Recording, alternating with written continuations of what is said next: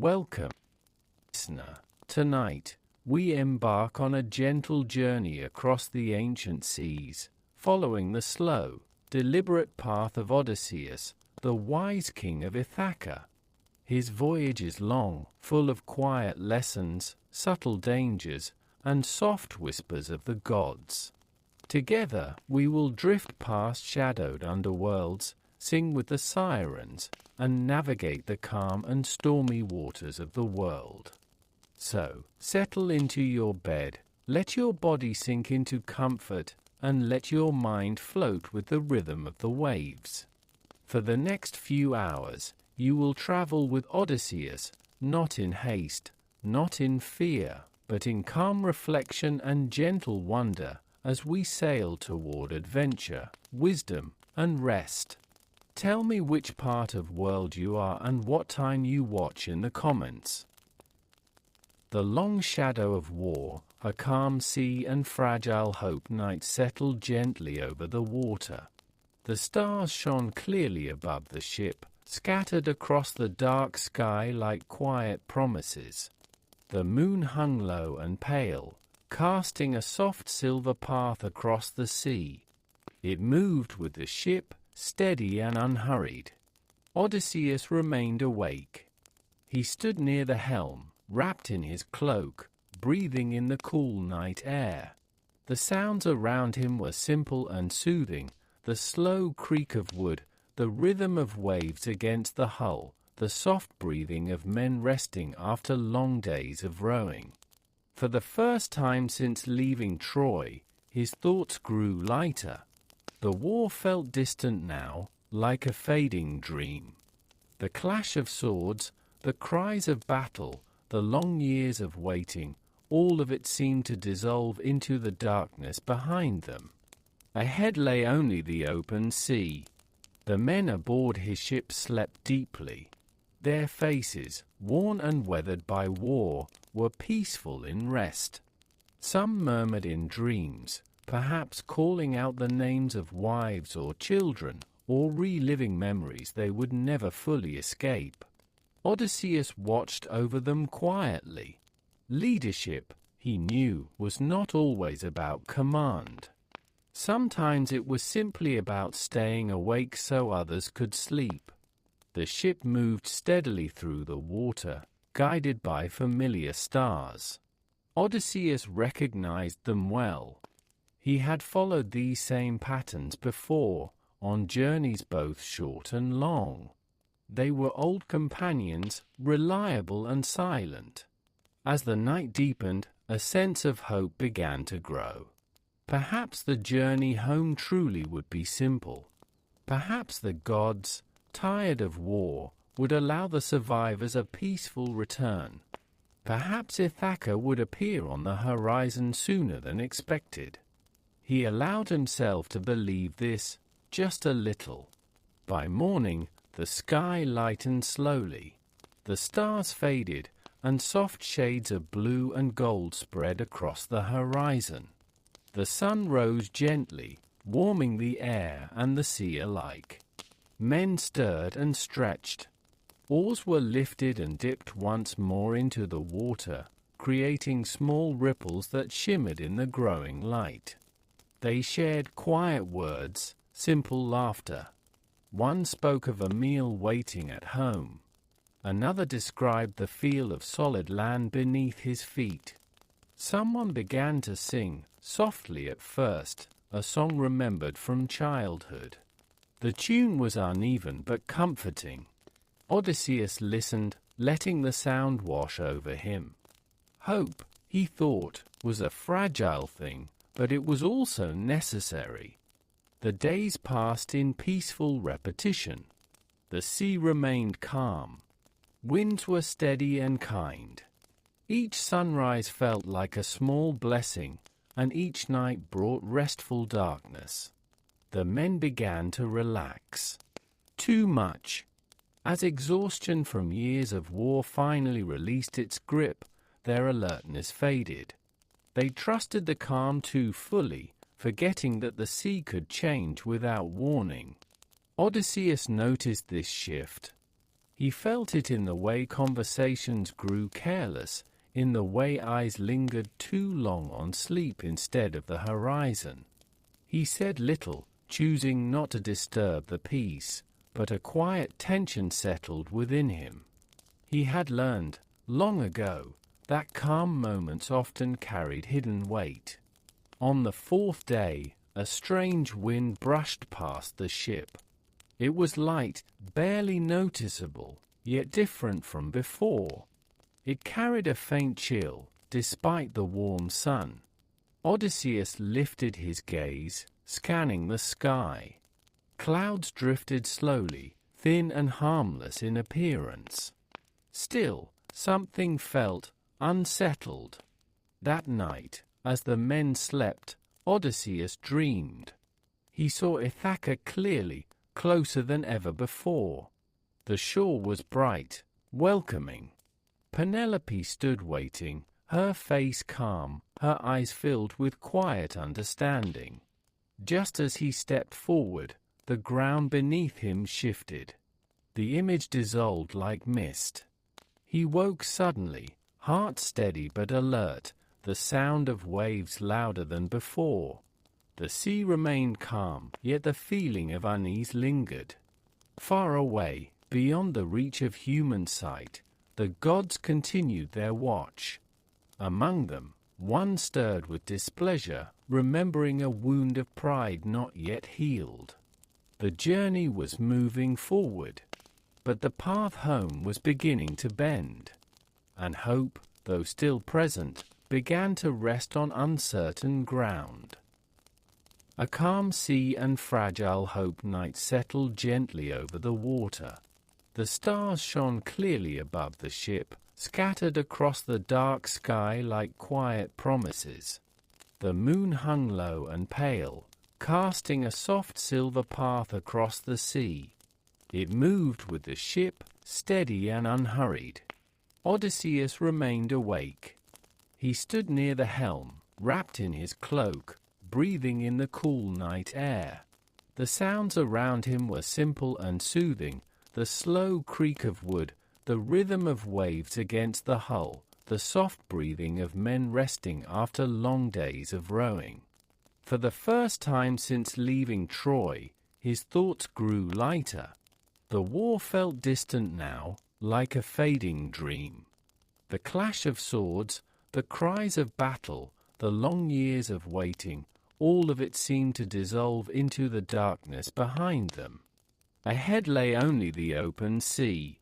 The men aboard his ship slept deeply. Their faces, worn and weathered by war, were peaceful in rest. Some murmured in dreams, perhaps calling out the names of wives or children, or reliving memories they would never fully escape. Odysseus watched over them quietly. Leadership, he knew, was not always about command. Sometimes it was simply about staying awake so others could sleep. The ship moved steadily through the water, guided by familiar stars.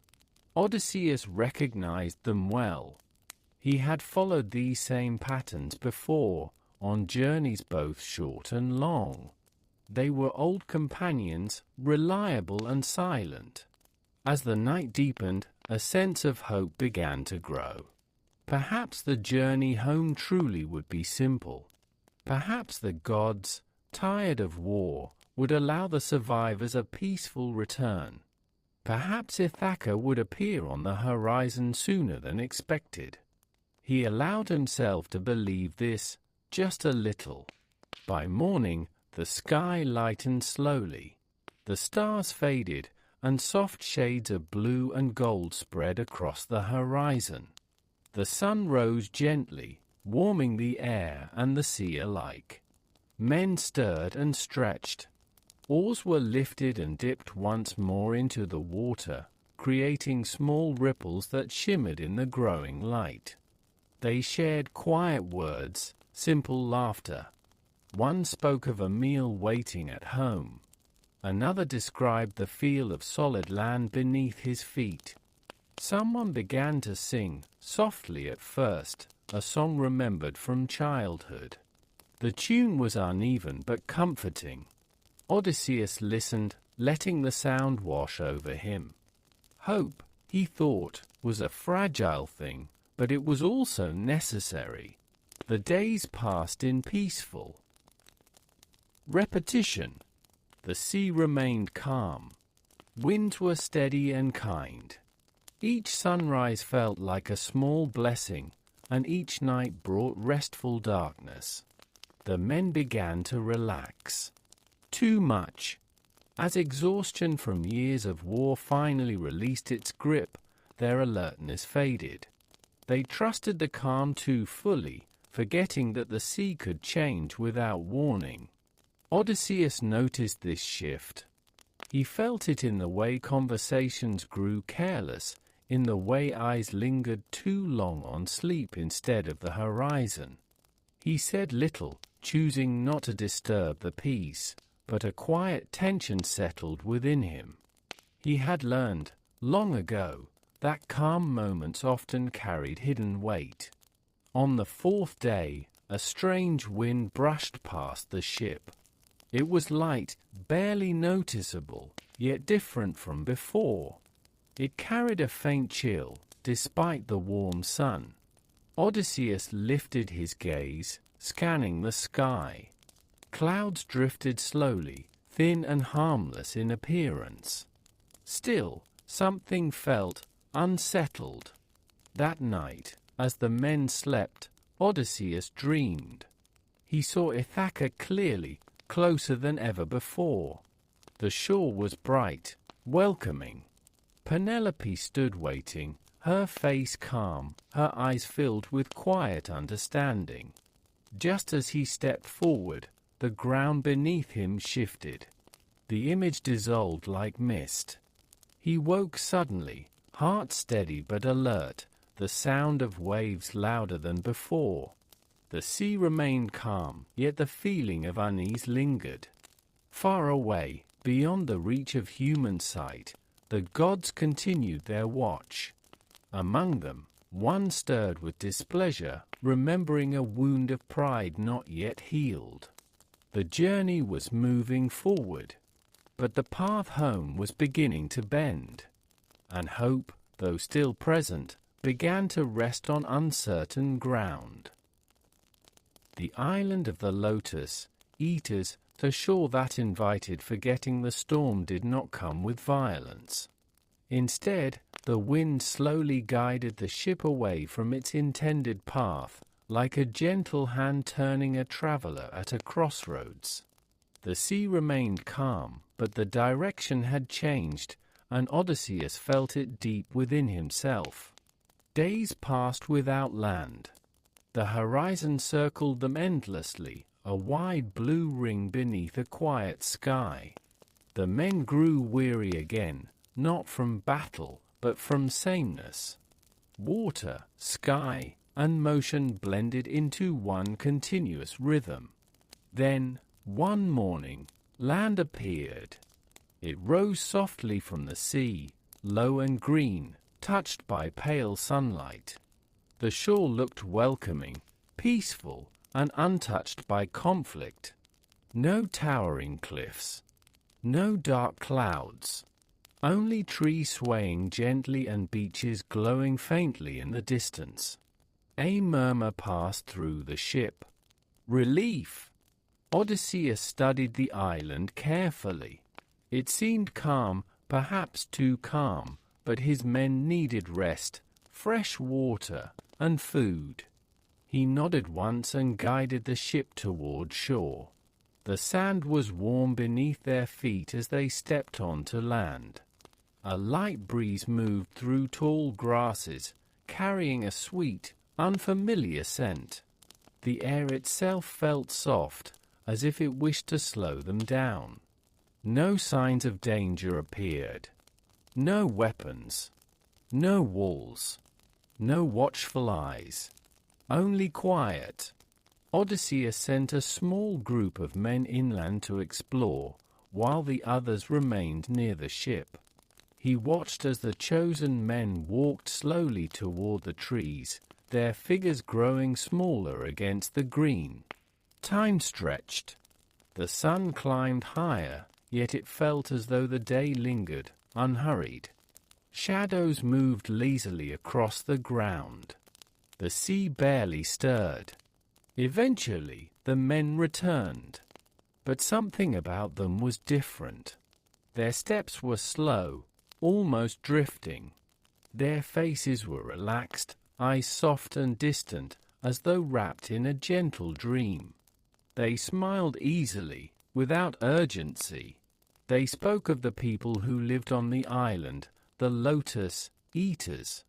"They are kind," one man said quietly. "They offered us food," said another, voice calm and low. Odysseus listened closely.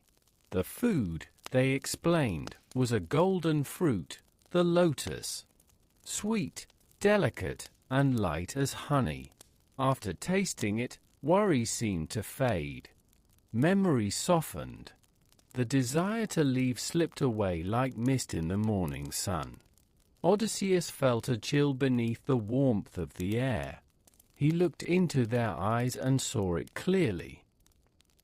Now, not madness, not fear, but forgetting. The men spoke no more of home.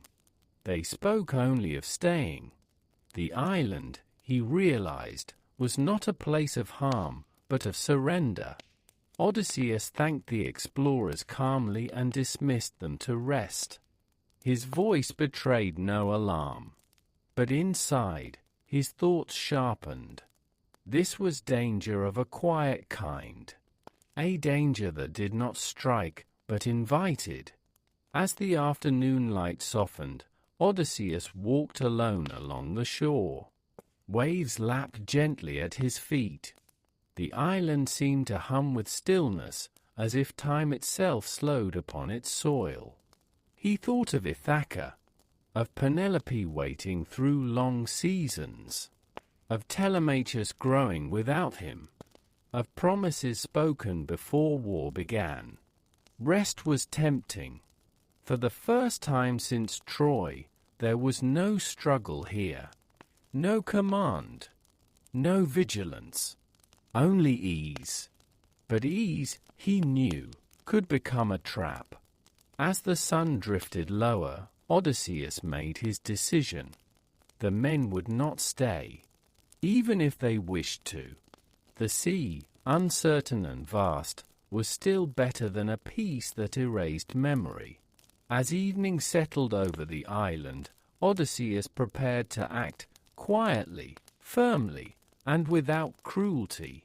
The journey would continue, and the cost of moving forward would soon become clear. The sweetness of letting go the light of the afternoon softened into a warm, golden glow. The island seemed to breathe gently, as though inviting every living thing to slow down and rest. Leaves barely stirred in the breeze. The sea whispered instead of spoke. Even the air felt heavy with ease. Odysseus watched his men. Some sat beneath the shade of trees, their backs resting against trunks, eyes half closed. Others wandered slowly along the shore, smiling at nothing in particular. Their movements were unhurried, careless in a way that frightened him more than any battlefield ever had. He approached one of them and spoke his name. The man looked up slowly, as if waking from a pleasant dream. His smile was gentle, unfocused. "Come," Odysseus said softly. "We must prepare to leave." The man nodded, but did not rise. Instead, he reached into his pouch and offered a small piece of golden fruit. It glowed faintly in the sunlight, smooth and inviting. "Eat," the man said calmly. "There is no need to hurry. Everything is peaceful here." Odysseus felt the pull of it. The scent was delicate, almost comforting. For a brief moment, his weariness pressed heavily upon him. Years of struggle, of vigilance, of decision, all of it could fade away with a single taste. He closed his fingers gently around the fruit, then placed it back into the man's hand. "No," he said quietly. "We remember who we are." The man blinked, confusion passing briefly across his face, then smiled again and turned away. Odysseus moved among the crew, speaking to each in turn. Some responded faintly. Others barely heard him at all. The lotus had wrapped their thoughts in softness, loosening their grip on memory. This was not forgetfulness born of time. It was forgetting by choice. Odysseus made a difficult decision. He signaled to the men who had not eaten the fruit, those who still watched with clear eyes. Together, they began to gently but firmly guide the others back toward the ship.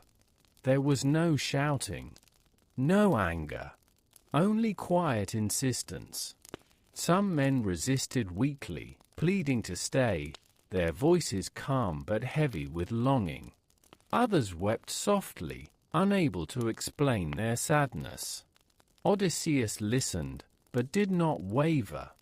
One by one, he had them lifted aboard and secured to the benches, their movements slow, their words fading into silence. It was not cruelty that guided him. It was memory. As the ship pushed away from shore, the island remained still. No cries followed them. No pursuit. The lotus eaters watched peacefully, offering gentle smiles and golden fruit that glimmered faintly in the distance. The sea welcomed the ship back with quiet ripples. Odysseus stood at the helm, eyes forward, heart heavy. Behind him, the men lay quietly, gazing at the sky, the effects of the lotus slowly easing as salt air and movement returned. Their thoughts would come back to them, but the memory of peace would linger. That night, as the stars returned to the sky, Odysseus did not sleep. He thought of how easy it would have been to stay, to let go of responsibility, to forget the weight of promises, to rest forever in gentle stillness. But rest without memory, he knew, was not peace. The ship sailed on through the dark water, leaving the soft island behind. The sea was calm once more, but the journey felt longer now. Odysseus wrapped his cloak tighter around himself and looked toward the horizon. Home was still far away, and the path toward it would demand waking effort again and again. Carrying memory back to the sea, the night passed quietly. The ship moved forward beneath a sky filled with steady stars. The sea was calm again, as if nothing unusual had occurred. Only the soft rhythm of waves brushing against the hull marked the passage of time. Below the opened sky, the men slept. Their breathing was deep and even, and the tension that had once gripped their bodies slowly eased. The sweetness of the lotus faded gradually, like a dream loosening its hold at dawn. Odysseus remained awake. He sat near the helm, his gaze drifting between the stars above and the dark water below. The island was already gone from sight, yet its presence lingered in his thoughts. Not as danger, but as temptation. When morning arrived, pale and gentle, the men began to stir. Confusion crossed their faces as memory returned in fragments, first the sea, then the ship, then the long journey still ahead. One by one, they remembered. Some lowered their heads in quiet shame. Others stared out at the water, troubled by the strange peace they had nearly chosen over home. Odysseus spoke to them calmly. He did not scold. He did not accuse. Instead, he reminded them of Ithaca, of hearth fires, of loved ones who still waited. His words were slow and steady, settling into them like anchors. The men listened. They understood now how easily the mind could be lulled into forgetting, how comfort could quietly steal purpose. The day unfolded gently. The sea remained smooth, and the wind was kind again, guiding the ship onward. Oars dipped into water in steady rhythm, creating small circles that faded quickly behind them. No one spoke much. Each man carried his own thoughts, turning them over quietly. As the sun climbed, Odysseus allowed himself a moment of rest. He leaned against the side of the ship and closed his eyes, listening to the familiar sounds of travel, the creak of wood, the breath of wind, the water's endless whisper. He thought about the nature of the journey. Not every danger arrived with noise or violence. Some arrived softly, offering relief instead of fear. These, he knew, required the greatest strength to resist. Toward evening, clouds gathered faintly in the distance, thin and pale. The light dimmed slowly, and the air cooled. The ship pressed on, guided by instinct and experience. As stars returned to the sky, Odysseus stood once more at the helm. He felt older now, not in body, but in understanding. Each trial shaped him, quietly adding weight to his spirit. Yet with that weight came clarity. The journey home was not only about distance. It was about remembering who he was. Behind them, the island of forgetting faded completely into myth, becoming just another quiet story carried by the sea. Ahead, unknown shores waited. Some would test courage, some would test patience, and some would test the will to remain awake in a world that often invited sleep. The ship continued onward, steady and small beneath the wide night sky. And Odysseus, king of Ithaca, sailed forward, carrying memory, responsibility, and the unbroken thread that bound him to home. The cave of the Cyclops, a land without laws. The sea carried the ship onward for several quiet days. Waves rose and fell in a steady rhythm, and the wind remained mild, guiding the vessel across open water. After the strange stillness of the Lotus Eater's Island, this familiar motion felt grounding, almost comforting. Then, one morning, land appeared again. It rose sharply from the sea, dark cliffs, rugged hills, and wide stretches of untouched earth. There were no signs of harbors or settlements. No smoke rose into the sky. The land seemed ancient, raw, and unconcerned with those who approached it. Odysseus studied the shore carefully. This place felt different. Not peaceful, not inviting, but quiet in a way that suggested isolation rather than rest. The ship drew closer, and the men noticed caves carved into the cliffs, their openings wide and shadowed. Goats wandered freely along the slopes, and the grass grew thick and wild. This land has no order, Odysseus thought. No walls, no laws. Still, supplies were needed, and curiosity stirred. Odysseus led a small group ashore, leaving the rest of the men with the ship. The ground beneath their feet was uneven but firm. The air smelled of earth and salt. Somewhere in the distance, a deep, slow sound echoed, like breathing, heavy and unhurried. They walked carefully, speaking little. Soon they found a cave larger than the others, its entrance dark and wide. Inside, they could see signs of life, piles of cheese, woven baskets, and pens built for animals. No one was there. The cave felt lived in, but not welcoming. Odysseus' men gathered food, whispering among themselves. Some urged him to take what they could and leave quickly. But Odysseus hesitated. He wanted to see who lived here. He stepped further into the cave, where shadows thickened and the air grew cooler. The walls were rough beneath his hand. The space felt vast, as though carved by time rather than tools. Then the ground trembled slightly. A sound echoed outside, heavy footsteps, slow and deliberate. The men froze. A massive figure appeared at the entrance of the cave, blocking the light. He was taller than any man Odysseus had ever seen, broad and powerful, with a single eye set deep in the center of his forehead. The Cyclops. He moved with the certainty of one who feared nothing. With ease, he rolled a great stone across the cave's opening, sealing it shut. Darkness filled the space. The men held their breath. The Cyclops turned, his single eye adjusting to the dim light. His presence filled the cave, heavy and overwhelming, like a storm waiting to break.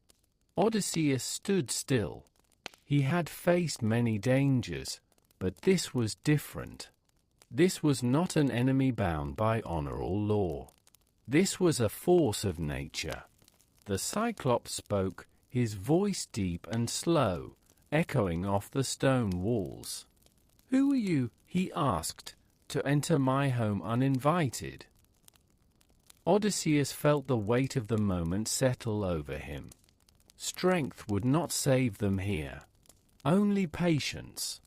Only thought. As silence returned to the cave, the path forward narrowed. The men waited, heart steady but alert, while Odysseus prepared his mind for what would come next. The night in the cave had only just begun. The long night in stone, the darkness inside the cave felt thick and unmoving. Only a faint glow filtered in through cracks around the great stone that sealed the entrance. The air smelled of earth, animals, and time. Shadows stretched across the walls, shifting slowly as the Cyclops moved.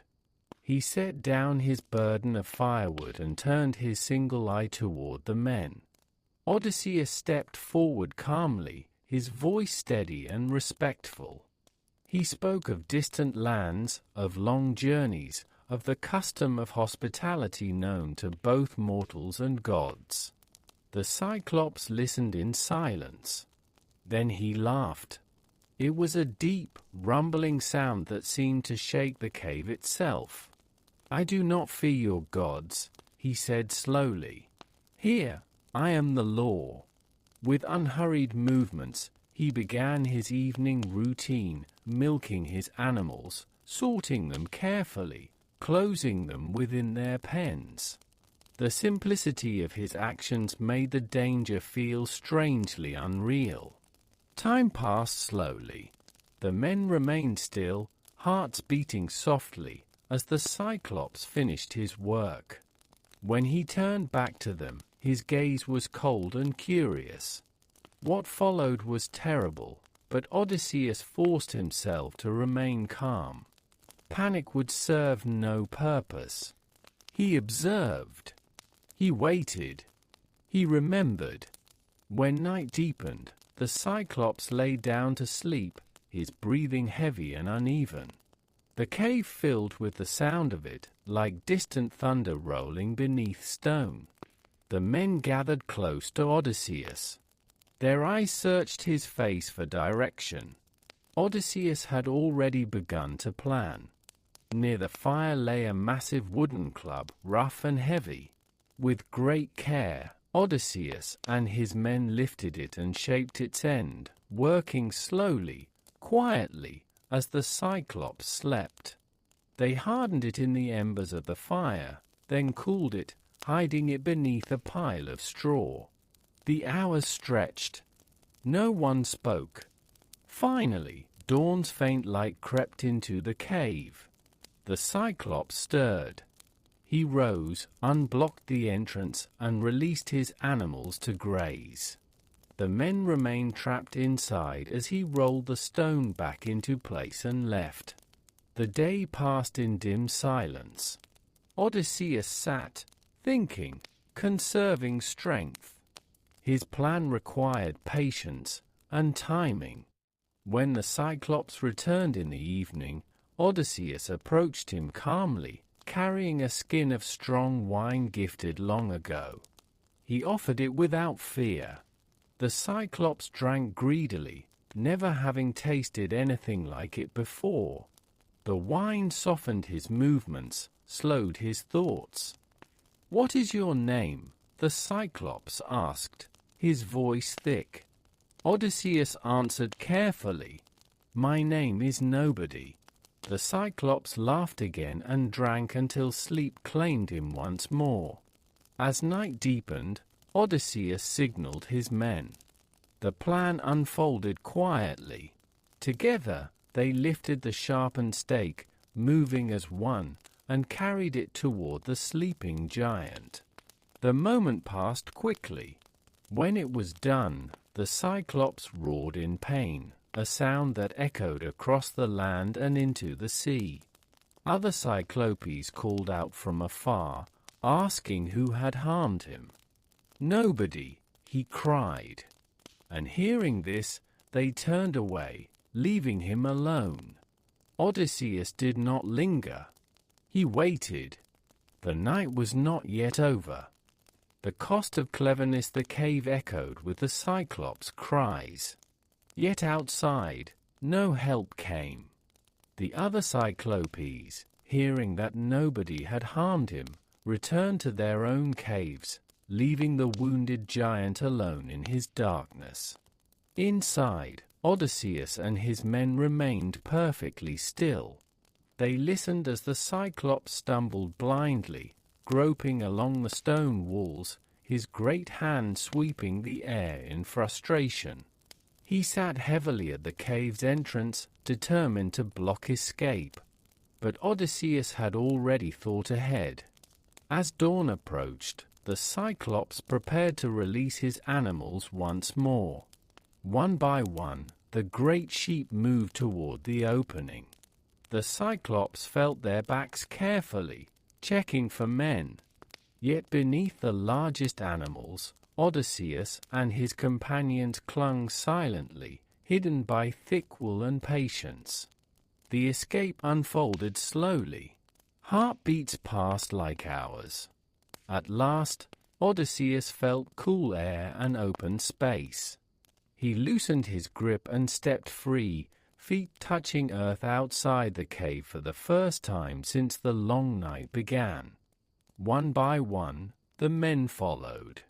They did not speak. They moved gently, guiding the animals toward the shore, away from the shadowed cliffs. Only when the ship was in sight did they allow themselves to breathe freely again. The oars dipped into the water, steady and strong. The ship pulled away from the land. Behind them, the Cyclops realized the truth. He roared again, lifting great stones and hurling them toward the sound of retreating voices. Waves rose as rocks struck the sea, sending ripples across the surface. The ship swayed but remained afloat. Odysseus stood at the stern, watching the land recede. And then, against his better judgment, he spoke. He called out his true name, claiming the victory, declaring his lineage. His voice carried across the water, clear and proud. The Cyclops listened, and with trembling anger, he called upon his father, Poseidon, god of the sea, to curse Odysseus' journey. The wind shifted. The sea darkened slightly. Odysseus felt the weight of his words settle upon him. Silence followed. The ship continued onward, but the air had changed. The men rowed quietly, avoiding Odysseus' gaze. No one spoke of triumph. Cleverness had saved them. Pride had spoken too soon. As night returned, the stars emerged once more, distant and indifferent. Odysseus sat alone, listening to the water move past the hull. Victory, he realized, always carried a cost, and the sea never forgot. The wind of Aeolus, the keeper of gentle storms, the sea slowly softened again. After the dark tension of the Cyclops land, the waves seemed almost forgiving, rising and falling in long, unhurried breaths. The sky stretched wide and pale above the ship, and the wind moved lightly, as if careful not to disturb those who had suffered enough. Odysseus did not mistake this calm for kindness. He felt the presence of the sea more deeply now, aware of how easily it could change. Still, he allowed himself to breathe with it, to rest within its rhythm, even as his thoughts remained quietly alert. Days passed, blending gently into one another. Then, one morning, an island appeared that did not seem bound to the sea at all. It floated. High cliffs rose from a base of drifting cloud, their edges softened by mist. The island moved slowly, almost imperceptibly, as though guided by unseen currents of air rather than water. Odysseus felt a strange stillness settle over him. This place did not feel dangerous. It felt watched. The ship drew closer, guided by a wind that seemed to know exactly where it was going. As they reached the shore, the air grew calm, perfectly balanced, not warm, not cold. A figure approached. He was tall and quiet, his presence gentle but unmistakably powerful. His eyes held the depth of open skies, and his movements were slow and deliberate. This was Aeolus, keeper of the winds. He welcomed Odysseus kindly, offering shelter and food. The halls of his home were peaceful, filled with the soft sound of air moving through stone corridors. Curtains stirred without touch. Fires burned without smoke. For a full month, Odysseus remained there, not as a prisoner, but as a guest.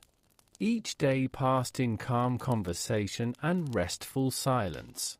Aeolus listened as Odysseus spoke of Troy, of wandering seas, of gods whose favor shifted like tides. He did not judge. He simply listened.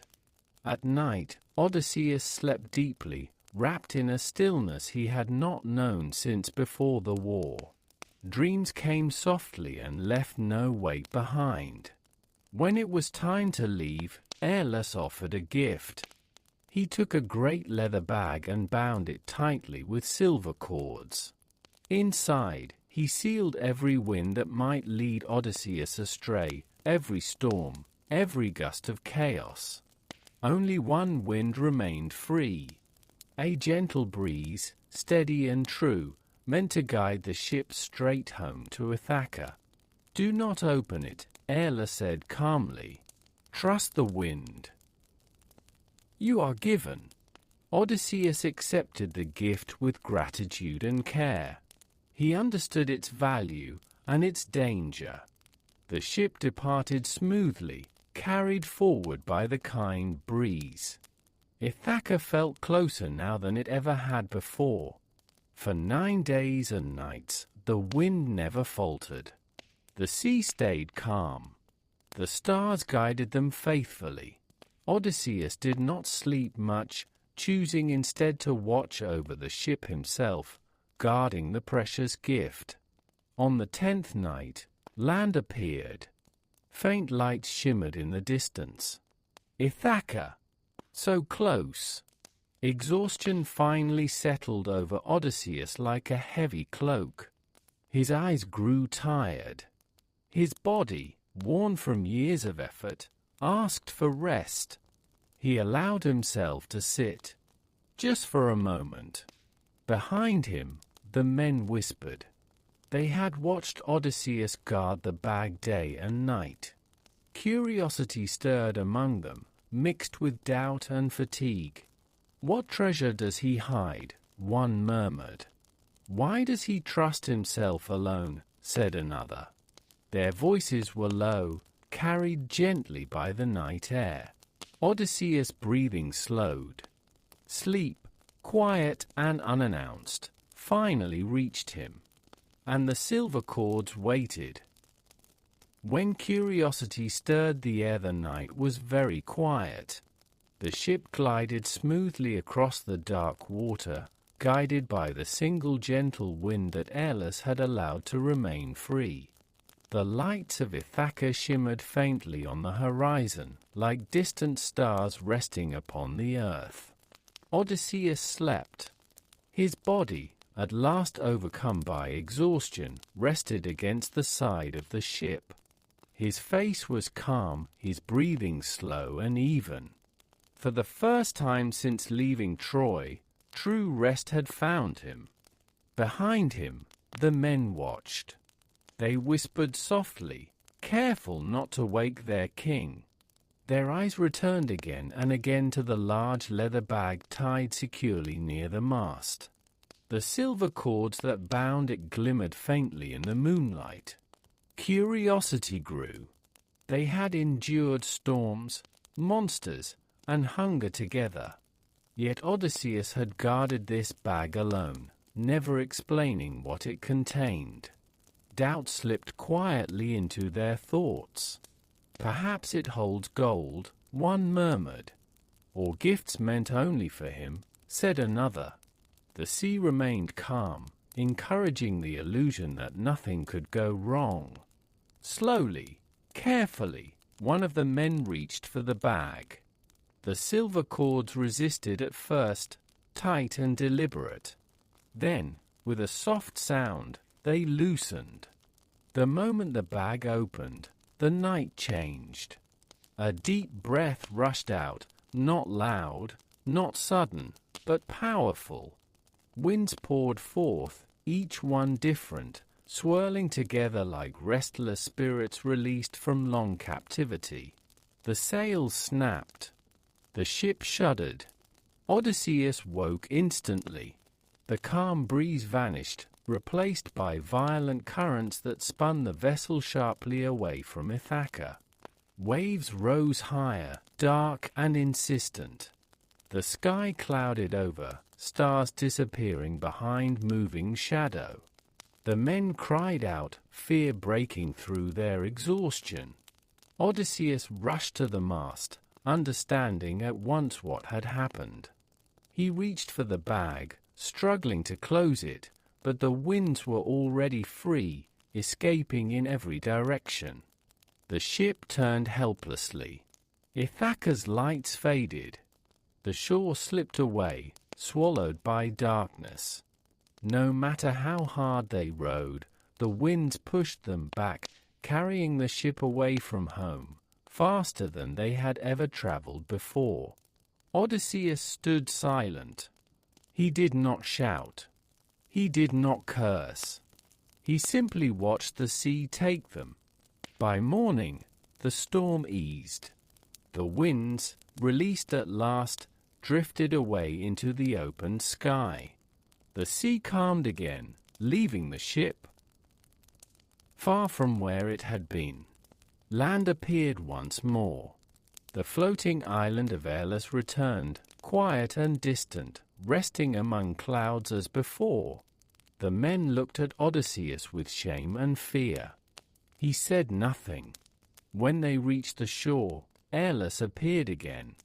His expression was no longer welcoming. It was not angry either, only distant. "You were nearly home," he said calmly. "But the gods do not wish it yet." Odysseus bowed his head. Aeolus turned away, offering no further help. The island drifted slowly back into the mist. The ship sailed on once more, without the guiding wind, without divine favor, and without certainty. Hope, once so close it could be seen, had slipped away again, and the sea remained vast. When hope drifted away, the ship moved forward again. Not swiftly, not surely. It traveled as driftwood travels, guided by currents it could not see, carried by winds that no longer felt kind or intentional. The floating island of Hellas faded slowly behind them, dissolving into mist and distance. No one spoke. The men sat quietly at their oars, their movements slow and heavy. The sound of wood against water was steady, almost hypnotic, yet burdened with unspoken regret. Odysseus remained at the helm. He stared ahead, though there was little to see but sea and sky. The loss felt deeper than distance. Home had been visible, real, close enough to imagine touching. Now it was gone again, like a dream forgotten upon waking. Yet Odysseus did not despair. Not outwardly. Inside, something hardened, not into anger, but into patience. He understood now that the journey home would not be guided by gifts alone. It would demand endurance beyond cleverness or favor. As daylight softened into afternoon, the sea grew calm once more. Clouds thinned. The wind rested. The ship rocked gently, as if nothing had happened at all. The sea, he thought, carried no memory of human hope. One of the men finally spoke. His voice was low and heavy with shame. He apologized, not loudly, not with pleading, but simply and honestly. Others followed, each admitting their fear, their doubt, their moment of weakness. Odysseus listened. He did not respond with anger. Instead, he spoke quietly, reminding them of the nature of weariness. Long journeys wear down not only the body, but trust. He reminded them that they were still alive, still together. The path was longer, but not ended. As evening arrived, the sky filled again with gentle color. Pale gold faded into blue, then into deepening night. Stars emerged, distant and indifferent, offering no guidance this time. The men ate sparingly and rested. Sleep came unevenly. Odysseus remained awake, as he often did, listening to the ship move through water. He thought of Hellas, of sealed winds and lost chances. He thought of Ithaca, now farther than ever. And he thought of Poseidon. The sea god's presence felt stronger now, not in anger, but in quiet resistance. Each wave seemed to test him, asking whether he would continue. Odysseus answered only by sailing on. Night deepened. The ship pressed forward into darkness, guided by experience rather than certainty. Somewhere ahead lay lands unknown, trials unseen, and lessons yet to be learned. The journey had changed again. What had once felt like a straight path now curved endlessly, shaped by choice, fatigue, and unseen will. As Odysseus finally allowed his eyes to close, he did not dream of home. He dreamed of water, endless, patient, and powerful. And within that dream, he understood something simple and heavy. The sea would decide when he was ready to return. The land of the Laestrygonians, a harbor that held no welcome, the sea carried Odysseus onward once more. After the drifting loss of hope at Hellas Island, the voyage felt quieter, heavier. The ship moved steadily, but without direction that could be trusted. Days passed beneath a pale sky, and the men spoke little, saving their strength and their thoughts. Then land appeared again. At first, it looked promising. High cliffs rose from the water, forming a narrow opening that led inward, like a doorway cut into stone. Beyond it lay a deep harbor, calm and sheltered, protected from wind and wave. The water inside was smooth as glass. Relief stirred among the men. After so much wandering, such a harbor felt like a gift. Odysseus watched carefully. Something about the place unsettled him, not fear, but instinct. The cliffs were steep and close together, allowing little room to turn. The silence felt dense, as though sound itself had been swallowed by stone. Still, the men were weary. Most of the ships sailed into the harbor and tied themselves along the rocky shore. Odysseus, cautious as always, anchored his own ship just outside the narrow entrance where the sea remained open and free. The sun climbed higher. No breeze touched the harbor. No birds flew overhead. The water did not ripple. It was too still. Odysseus sent a small group of men inland to seek fresh water and learn who lived there. He watched as they walked along a wide stone path that led between towering cliffs. The land felt vast and strangely empty. Soon, the scouts encountered a woman near a well. She was tall, far taller than any mortal woman, and her presence filled the space around her. She spoke calmly and directed them toward the home of her people, the Laestrygonians. The men followed. They did not return. From the harbor, Odysseus waited. Time stretched. The sun began to lower, casting long shadows across the cliffs. Then, suddenly, the silence broke. A deep sound echoed from within the land, like stone striking stone. The ground trembled. Odysseus rose at once. From the cliffs above the harbor, massive figures appeared. They were giants, towering and broad, their movements slow but powerful.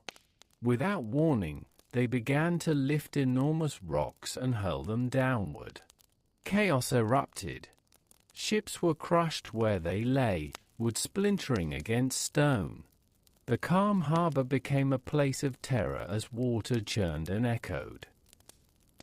With the sound of breaking hulls, the Laestrygonians moved without hesitation. They seized men as easily as one might lift a child, dragging them away into the cliffs. There was no negotiation, no mercy. Odysseus shouted orders, his voice cutting through the confusion. Because his ship lay outside the harbor, it remained free. He commanded his men to row. Oars struck the water hard and fast. The ship surged forward, pulling away from the narrow entrance as rocks crashed behind them, sending waves rolling outward. The screams faded quickly. Behind them, the harbor filled with wreckage and silence once more. Odysseus did not look back. By the time the ship reached open water, only one vessel remained, his own. The rest of the fleet was gone. As evening fell, the sea returned to its steady rhythm, indifferent to what had occurred.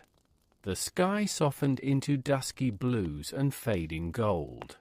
The men sat in silence.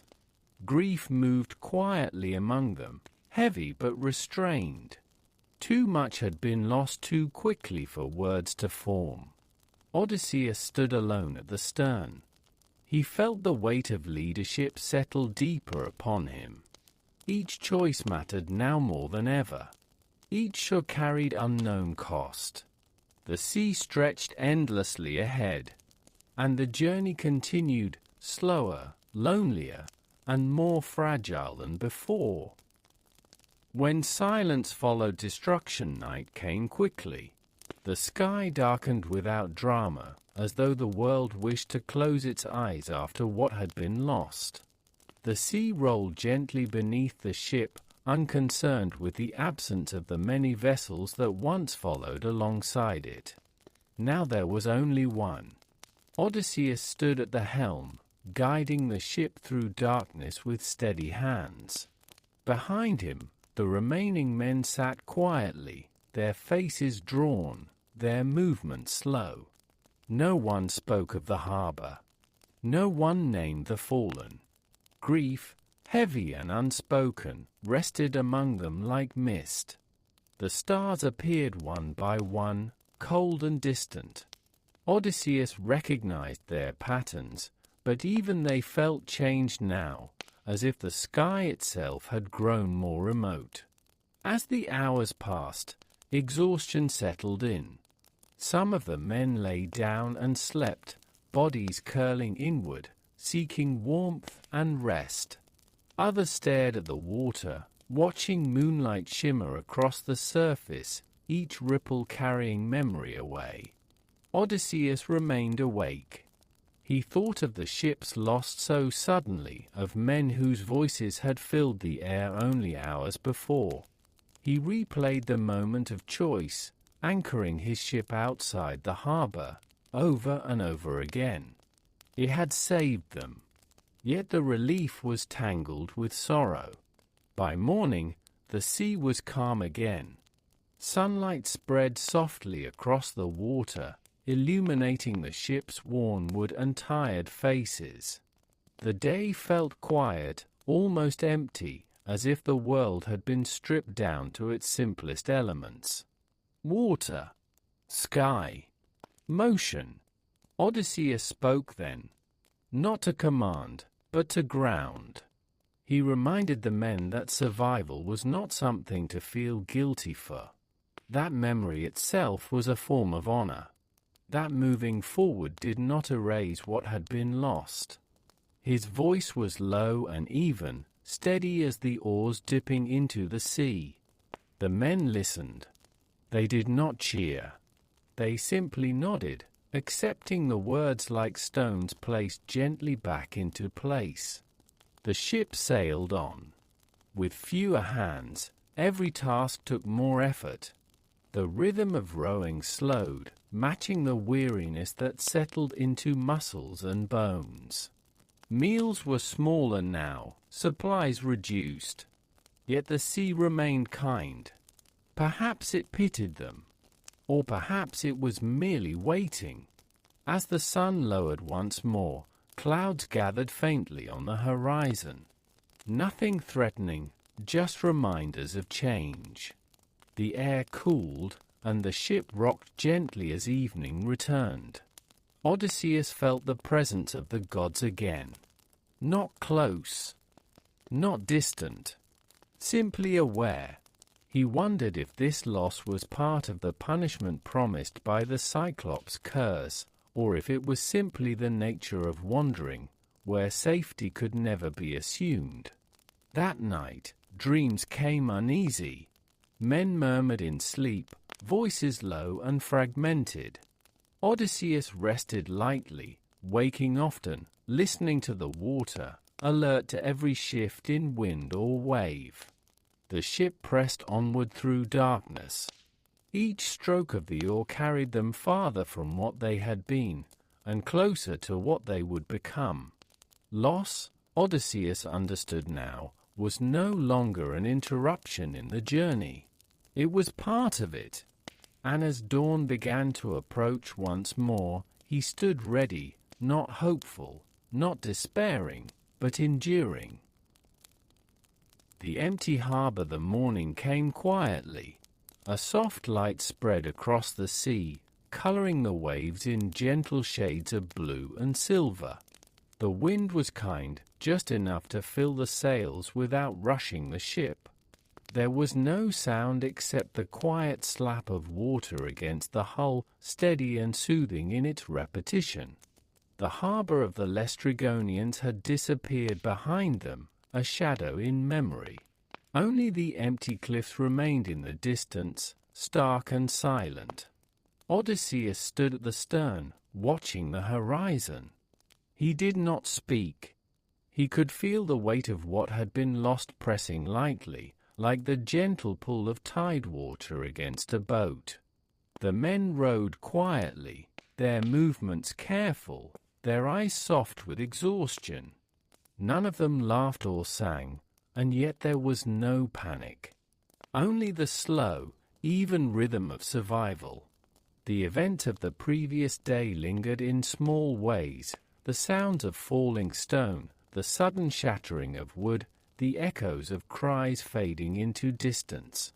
Memories like these settled quietly among them, not as horror, but as a reminder of how quickly calm could change.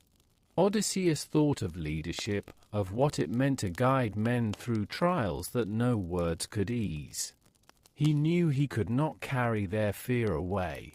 He could not erase the loss of companions or ships. He could only continue onward, steady, present, awake. Hours passed in silence. The sun climbed higher, softening the edges of the cliffs still visible in the far distance. The ship rode smoothly over gentle waves.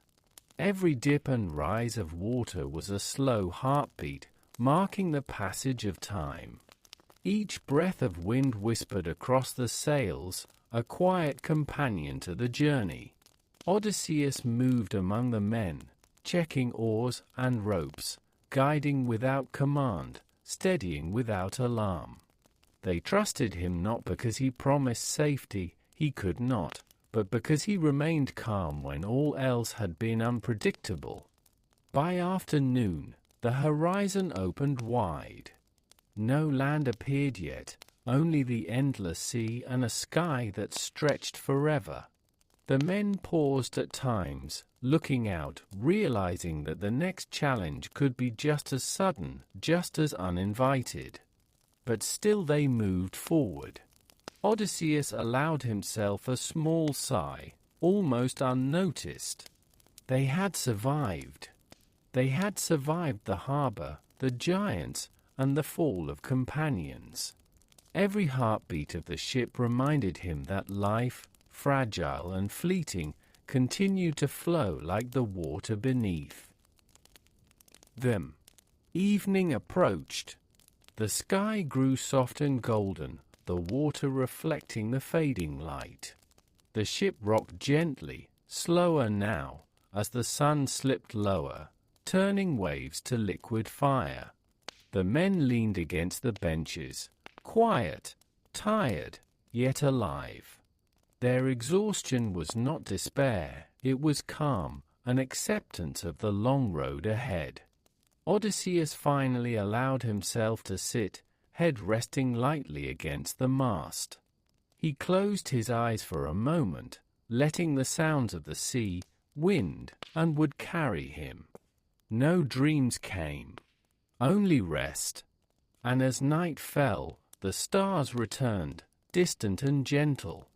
Their cold light reflected on the calm sea, endless and patient. The ship sailed onward, carrying men who had survived loss, carrying hope that was fragile but enduring, and carrying the memory of all that they had left behind. The journey, he knew, would continue, and with every wave, every breath of wind, every slow stroke of the oar, they moved closer, not just to Ithaca, but to the wisdom that survival itself required, patience, endurance, and the quiet strength to continue, even when the path was uncertain. The sea rocked them softly, and sleep came gently to those who allowed it as the ship floated toward lands unknown. The gentle danger morning arrived slowly on Circe's island. The sunlight filtered softly through the trees, warming the ground and the ship waiting at the shore. Birds sang quietly in the branches, their notes delicate and almost hesitant, as though mindful of the traveler's rest. The men stirred from their sleep, stretching slowly, their bodies heavy with ease and relief. Odysseus walked among them, noting their quiet smiles and softened expressions. The trials of the Laestrygonians and the Cyclops still lingered in memory, but here, on this strange and peaceful island, fear seemed to slip away, replaced by calm. Circe appeared again, carrying baskets of bread and fresh fruits. Her presence was gentle, unassuming, and yet every movement held quiet authority. She guided the men to the food, smiling softly as they ate. Odysseus watched her carefully. Calm did not erase caution. He remembered how quickly beauty and peace could mask peril in the world he had traversed. "You may eat freely," Circe said, her voice melodic. "Rest and regain your strength." The men obeyed, their hunger and weariness softening their vigilance. Odysseus, though, remained alert, standing slightly apart, observing every detail of her house and the forest beyond. By midday, curiosity led some of the men to wander beyond the shaded paths, exploring the island's lush greenery. Flowers of many shapes and colors bent in the wind, streams whispered softly through rocks, and the gentle slope of hills created hidden alcoves perfect for reflection or for mischief. Odysseus noticed their wanderings and called them back. They returned slowly, reluctant in their steps, yet no threat followed. Evening approached. Circe prepared a simple meal of roasted meats and vegetables. The air smelled fragrant with herbs simmering in earthenware pots. Candles glimmered faintly, casting warm light across the soft fabrics that lined the walls. It was during this meal that Odysseus observed something unusual. 2 of his men had not eaten with the others. Their movements were slower, hesitant, and their eyes, once bright with curiosity, now reflected a quiet change. Odysseus approached, keeping his voice low and calm. "What troubles you?" he asked softly. One of the men looked at him, shame hidden beneath confusion. "The food, it is sweet, different, strange. I feel lighter, yet I do not know why." Odysseus nodded slowly, understanding. Immediately, the calm of the island was not entirely natural. It carried a weight, subtle and deliberate, that softened the mind and dulled the will. Circe's gift, or her power, was woven into the very air, into the meals, into the soft light and gentle sounds. Odysseus spoke carefully, quietly, ensuring only the affected men heard. "Do not let ease deceive you. Remember who you are, and where you are going. We are not here to stay." He guided them gently back to the group. Circe noticed nothing, her attention elsewhere, moving as smoothly and quietly as the air itself. That night, Odysseus took his usual watch at the edge of the shore. The men slept in their chambers, lulled by the sounds of wind and water. Circe's presence was calm, almost protective, yet Odysseus remained vigilant. He thought of all the trials the sea had thrown at them, storms, giants, the Cyclops, lost ships, and realized that some dangers arrived softly, like this one. They were not meant to destroy, only to ensnare, to test the mind and the memory, not the body. Odysseus closed his eyes briefly, letting the gentle night wash over him. The soft scent of herbs, the quiet ripple of water, and the distant whisper of wind created a lullaby he could not ignore. And yet, beneath the lull, a small spark of caution remained, a reminder that the journey was far from over. The ship waited at the shore, the men slept, and Circe moved quietly through her halls. Odysseus understood one thing clearly: calm could be as dangerous as any storm. And the true test of endurance had only just begun. The lessons of stillness night fell fully over Circe's island. The sky was deep and dark, sprinkled with countless stars, their pale light reflecting gently on the calm water. The air was warm, scented with herbs and distant blooms, and the soft ripple of the shore lulled the men into quiet sleep. Odysseus remained awake, seated at the edge of the forest, his eyes tracing the outlines of the trees against the night sky. He thought of the long journey so far, of Troy, of storms and monsters, of men lost and ships destroyed. And now, here, on this quiet island, he realized that danger could arrive not only in shouts and chaos, but in the subtle ease of comfort. The men had slept deeply that night. Their muscles relaxed, their minds quieted. Yet Odysseus knew that Circe's calm held a test, a soft trap that dulled memory and desire, tempting travelers to forget the world outside. He walked slowly among the chambers, checking the doors and ensuring the men were safe. All was still. Even Circe moved without sound, tending to small tasks, her presence warm but elusive. Odysseus reflected on the nature of leadership. Strength alone had carried him through battles and storms, but here, in quiet and safety, wisdom was what mattered most. He had to guide the men not through force, but through patience, clarity, and subtle insistence on memory and purpose. Morning arrived softly. Light filtered through the windows of Circe's home, painting the floors with pale gold. The men woke slowly, stretching and murmuring in gentle surprise at the softness of the day. Odysseus spoke to them quietly, reminding them of the journey ahead, of home still distant, and of the lessons hidden even in peace. Circe appeared once more. Her expression was gentle, and yet there was a depth to her eyes that reminded Odysseus of the careful balance she maintained.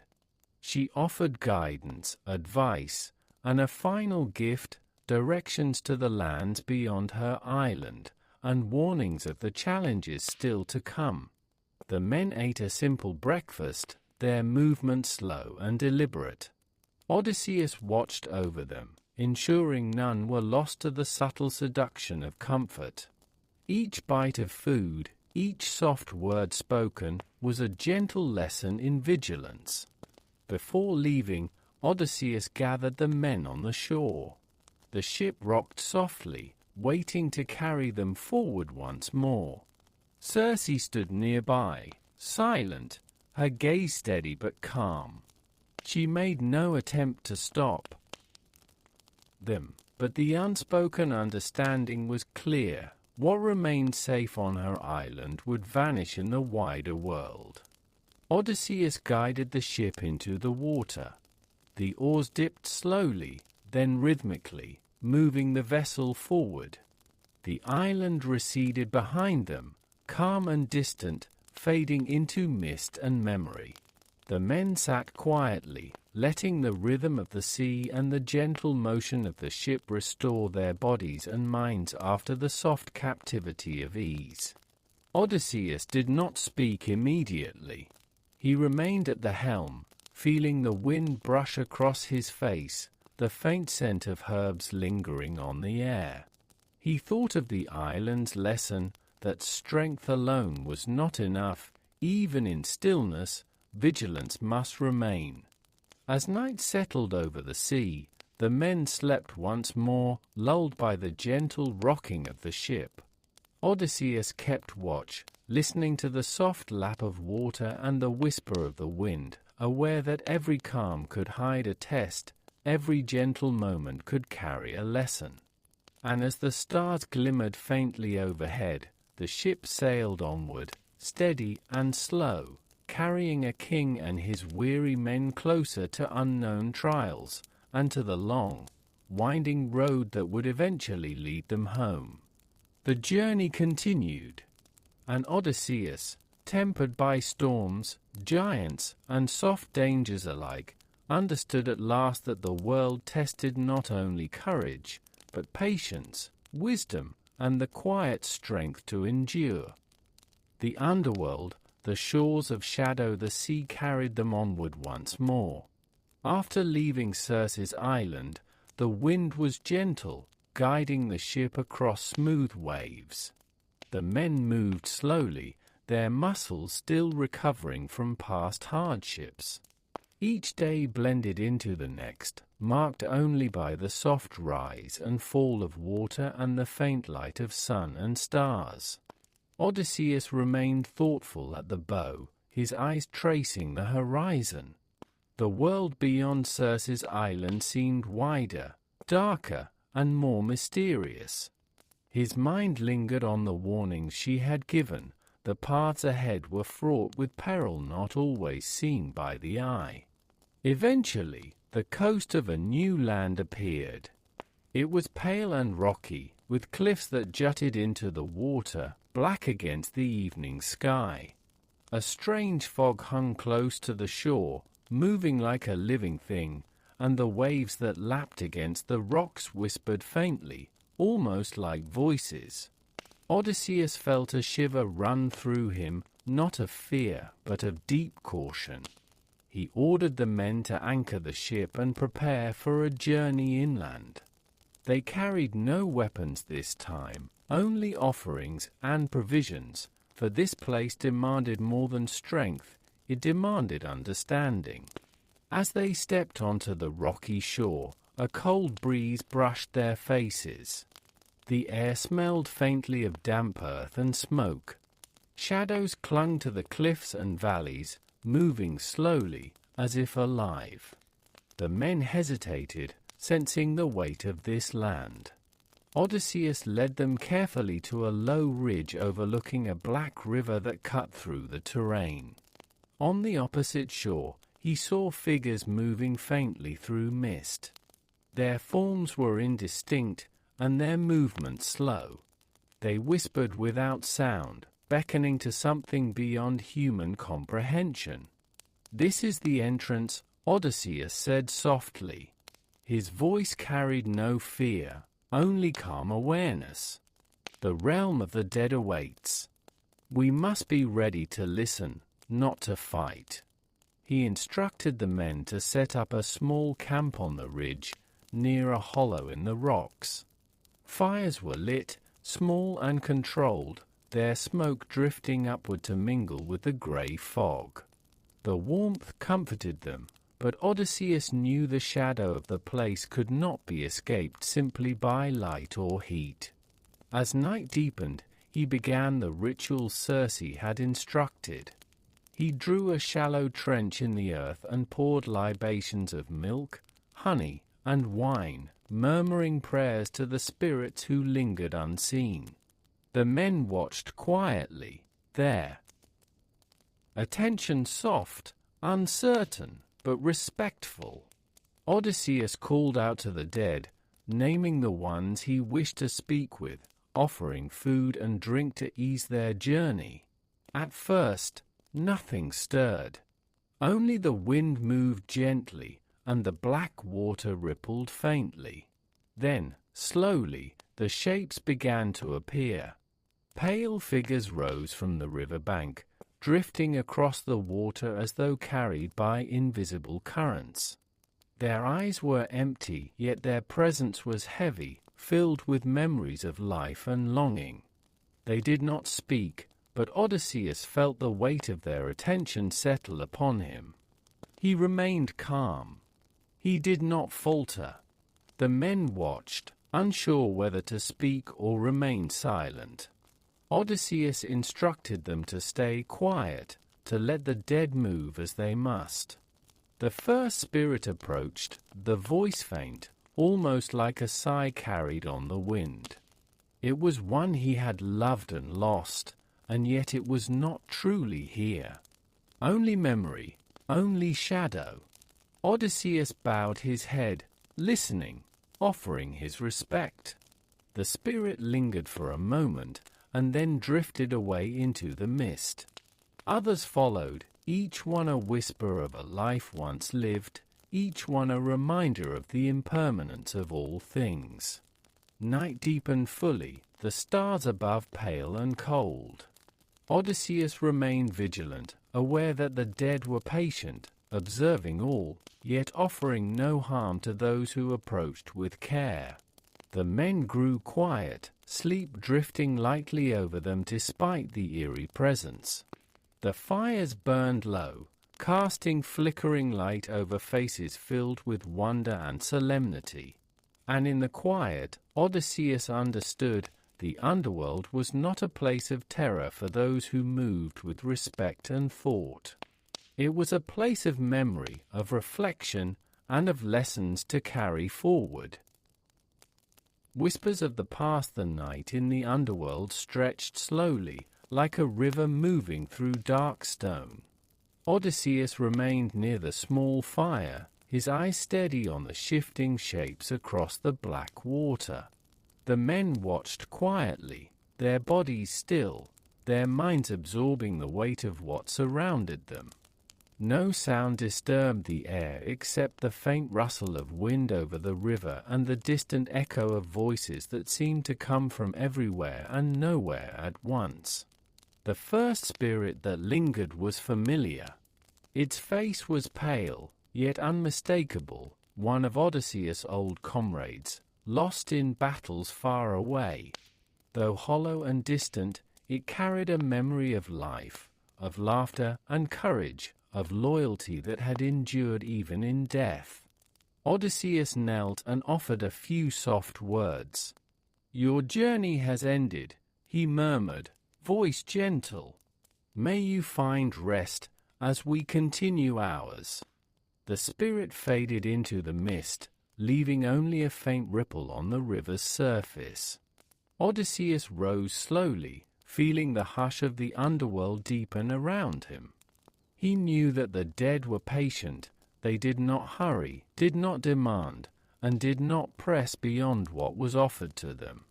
One by one, more spirits came. Mothers and fathers, warriors and travelers, voices carried in memory and echo. They approached with no malice, only the quiet weight of what had been. Odysseus listened carefully to each, offering small libations of wine and honey as Circe had instructed, keeping his movements calm and measured. The men, watching silently, began to understand. This place was not meant to frighten, though it carried the inevitability of endings. It was meant to teach, to remind, and to honor. They lowered their heads in respect, sensing that even in death, the world held order and reflection. A deeper figure approached then, moving slowly across the black water, wrapped in a shadow that felt older than time itself. Odysseus recognized the presence immediately, a seer, one who could guide him with knowledge not of the present, but of the paths yet to come. The figure spoke, voice like the whisper of wind through hollow reeds. "Odysseus, son of Laertes, traveler of seas, your journey is long. The trials you face are many, but wisdom and patience must guide you. Only the patient will reach home." Odysseus listened, silent, absorbing the rhythm of the words. He understood that strength alone would not suffice, cleverness alone would not suffice. The journey required reflection, endurance, and the quiet care of thought. The vision faded, leaving only the soft shimmer of the fire and the ripple of water across the shore. Odysseus let his head fall slightly, feeling the weight of the lesson settle. The underworld had not frightened him. Instead, it had reminded him of the cost of wandering, of loss, and of the care required to move forward. The men slept lightly, some lulled by the eerie calm of the night, others by the gentle warmth of the fire. Odysseus remained awake, noting each sound, the whisper of wind, the faint ripple of water, the distant movement of shadows. Every detail carried meaning, every motion a reminder that even in the calm, vigilance must endure. Time passed without measure. The stars above shifted slowly, pale and distant. Odysseus felt the quiet patience of the underworld pressing gently, a reminder that life and death flowed together, like the tides over which he had so often traveled. Before dawn, he stood once more at the riverbank, offering one final libation. The men, now fully awake, gathered silently. Odysseus spoke softly, reminding them that they had seen the past and that the journey forward required respect for what had come before. The river remained calm. The fog began to lift slowly, revealing the faint horizon beyond. It was time to leave this place, not in fear, but in quiet understanding. The underworld had shared its lessons: patience, memory, respect, and reflection. Odysseus guided the men back to the ship. The oars dipped slowly into the water, the vessel moving steadily, carrying them away from shadows and into the first pale light of morning. The sea awaited them, vast, patient, and endless. And Odysseus knew that, with these lessons held in mind, they could face what lay ahead. Emerging from shadow, the sun rose slowly over the horizon, painting the sky in soft shades of gold and pale rose. The underworld receded behind them, fading like a dream upon waking. The river's black water had vanished into memory, and the shadows of the spirits had dispersed into the morning mist. Odysseus guided the ship forward, each stroke of the oar moving them farther from the weight of what they had witnessed. The men rowed quietly, still absorbing the calm yet strange presence of the land they had left. Their muscles were stiff, their minds heavy with thought, but no fear lingered. The lessons of the underworld were subtle, carried in memory and reflection rather than in terror. Odysseus walked among the men, checking the sails and ropes, ensuring the ship was steady. He did not speak of what had been seen. He allowed each man to carry the understanding in their own way. Silence, after all, often held more meaning than words. The sea itself seemed different now. It moved with patience, guiding the vessel as if aware of the weight it carried. Gentle waves lapped against the hull, soft and steady, comforting and steadying the hearts of those aboard. Odysseus thought of all the faces he had seen in the mist, the fallen comrades, the mothers and fathers, the warriors whose time had ended long before theirs. He realized that death, though final, carried its own lessons, the value of memory, the weight of decisions, and the quiet strength needed to continue onward. The men ate sparingly, quietly, and with gratitude. Each sip of water and each bite of bread seemed richer after the silent lessons of the night. The air was calm, almost fragrant with the hint of distant flowers and sea breeze, and the sky above shifted slowly from morning gold to the pale blue of day. Odysseus allowed himself a small sigh of relief. The underworld had not harmed them. It had only reminded them of the fragility of life, and the importance of careful, deliberate thought. He understood now that the sea's trials would continue, but the lessons they carried from shadow would guide them through. By afternoon, the horizon opened wide, revealing distant lands and gentle hills. The men looked toward it with quiet hope, their faces soft with reflection. The oars dipped rhythmically into the water, each stroke steady, carrying them toward the next stage of the journey. Odysseus stood at the bow, feeling the wind brush against his face. He thought of Ithaca, far away, and of all the trials still to come. Yet for the first time in many days, he felt a subtle peace settle within him.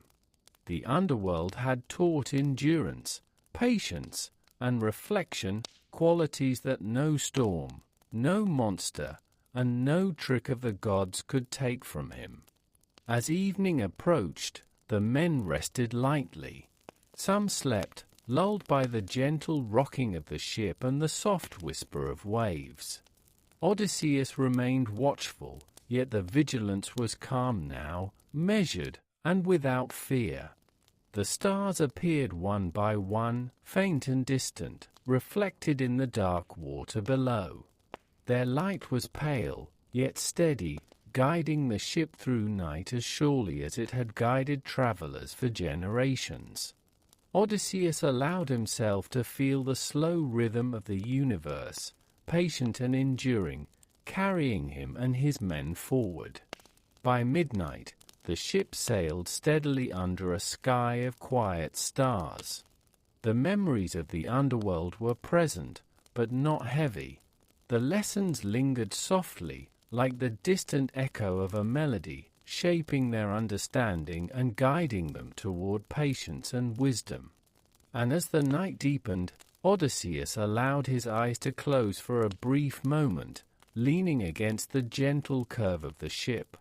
The sea rocked them softly, the wind whispered a lullaby, and the journey continued, slow, deliberate, and calm.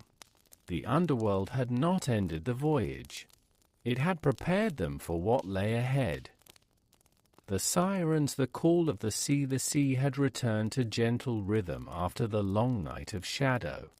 Odysseus' ship moved steadily over soft waves, oars dipping in quiet rhythm, carrying the weary men forward. Their muscles ached from the labor of days past, yet the water's steady rise and fall offered a subtle comfort, like a lullaby repeated with patience. The sky was pale, stretching endlessly above them, its light soft and even. Clouds drifted lazily, moving as though they were watching over the ship and its travelers. Odysseus stood at the bow, feeling the wind brush lightly across his face. Every gust was gentle, carrying the faint scent of salt and the whisper of distant lands. He thought of the underworld, of Circe's island, of lost companions and the lessons learned in shadow and calm.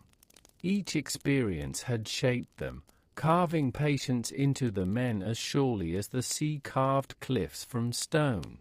And now, another trial approached, though the signs were subtle, hidden in the shifting wind and soft murmur of water. Odysseus noticed it first, a faint sound, almost like a whisper carried on the breeze. It was delicate, almost musical, so quiet that it might have been imagined. Yet there was a pull in it, a gentle tug at the heart and mind. He paused, listening carefully, the oars at rest in his hands. The sound became clearer, weaving into the rhythm of waves. It carried melody, soft and enticing, like a voice calling from somewhere just beyond sight. He recognized the danger immediately. The legends had spoken of this place. The sirens, he murmured. He turned to the men quietly, explaining the ancient warning. Their eyes widened in understanding, yet fear did not take root. Odysseus was calm, steady, a guiding presence in the subtle tension that now hung in the air. The song grew, delicate and melodic, winding through the air, carrying promises of knowledge, of secrets and distant lands, of things unseen and desires unfulfilled. Its lure was gentle but insistent, soft as the brush of silk against skin. Odysseus gave instructions. "Prepare yourselves," he said softly. "Bind me to the mast. Do not release me, no matter what I ask. Let the men row, steady and true, while I hear the song, but cannot follow it." The men obeyed without hesitation. They were tired, yes, but trust in their leader ran deep, built from years of trials and shared hardships. They tied Odysseus securely, the knots firm but careful, ensuring he could hear, but could not escape the ship's bounds. The oars dipped again, smoothly and steadily. The men rowed in silence, the motion soft and rhythmic. The sea responded in kind, waves rising and falling as if in quiet accompaniment to the song that now flowed over them. Odysseus felt the pull of the sirens' voices, soft as velvet, delicate as mist. The melody promised understanding of the world, of hidden knowledge, of things the mind had never glimpsed before. His heart quickened slightly, his thoughts tugged toward the song's edge. And yet, he did not panic. He felt the bonds, felt the oars, felt the steady movement of the ship, and allowed himself to float in the music without yielding. The song caressed, but the hands of his men and the firmness of the mast kept him grounded. The horizon stretched wider, pale and calm, as if the sea itself offered protection. The waves rose and fell, the wind whispered gently, and the oars dipped in rhythm. Odysseus closed his eyes briefly, letting the melody wash over him, aware of danger, yet enveloped in the slow pulse of the ship and the water. Minutes stretched like hours, or perhaps hours like minutes. The sense of time shifted in the music's presence. And yet, the ship moved steadily, carrying them closer to the edge of the siren's reach, the song lingering, soft and insistent, fading only gradually as the shore beyond approached. The men rowed silently, faithfully, without falter. The sea remained gentle, a partner to their passage, and Odysseus, bound and listening, felt the subtle thrill of danger without giving into it. And so the ship sailed onward, carrying them safely, the siren song fading slowly, leaving only the calm sea, the quiet wind, and the gentle rhythm of the oars. The song's gentle temptation, the sea continued its quiet rhythm. Odysseus remained bound to the mast, listening to the song that wound around the ship like soft threads of silk. The voices of the sirens were delicate and mesmerizing, promising knowledge, promises of worlds beyond the sea, of understanding beyond the reach of men. His heart stirred at the melody, a pull that was both gentle and insistent. Memories of Troy, of comrades lost, of lands unseen, rose in his mind, weaving with the song into a tapestry of longing. And yet, he did not panic. The knots held firm. The ship held firm. The oars dipped steadily in the water, moving them forward through the soft waves. The men rowed in silence, faces calm, muscles steady. They had become accustomed to danger in its many forms, storms, giants, monsters, the shadow of the underworld. And now they rode through temptation itself, guided by trust in their leader and the slow pulse of the sea. Odysseus allowed himself to feel the music fully. It was a strange comfort, like a warm wind on a cold morning, like soft light on a dark path. Every note, every word, carried a promise of understanding and insight.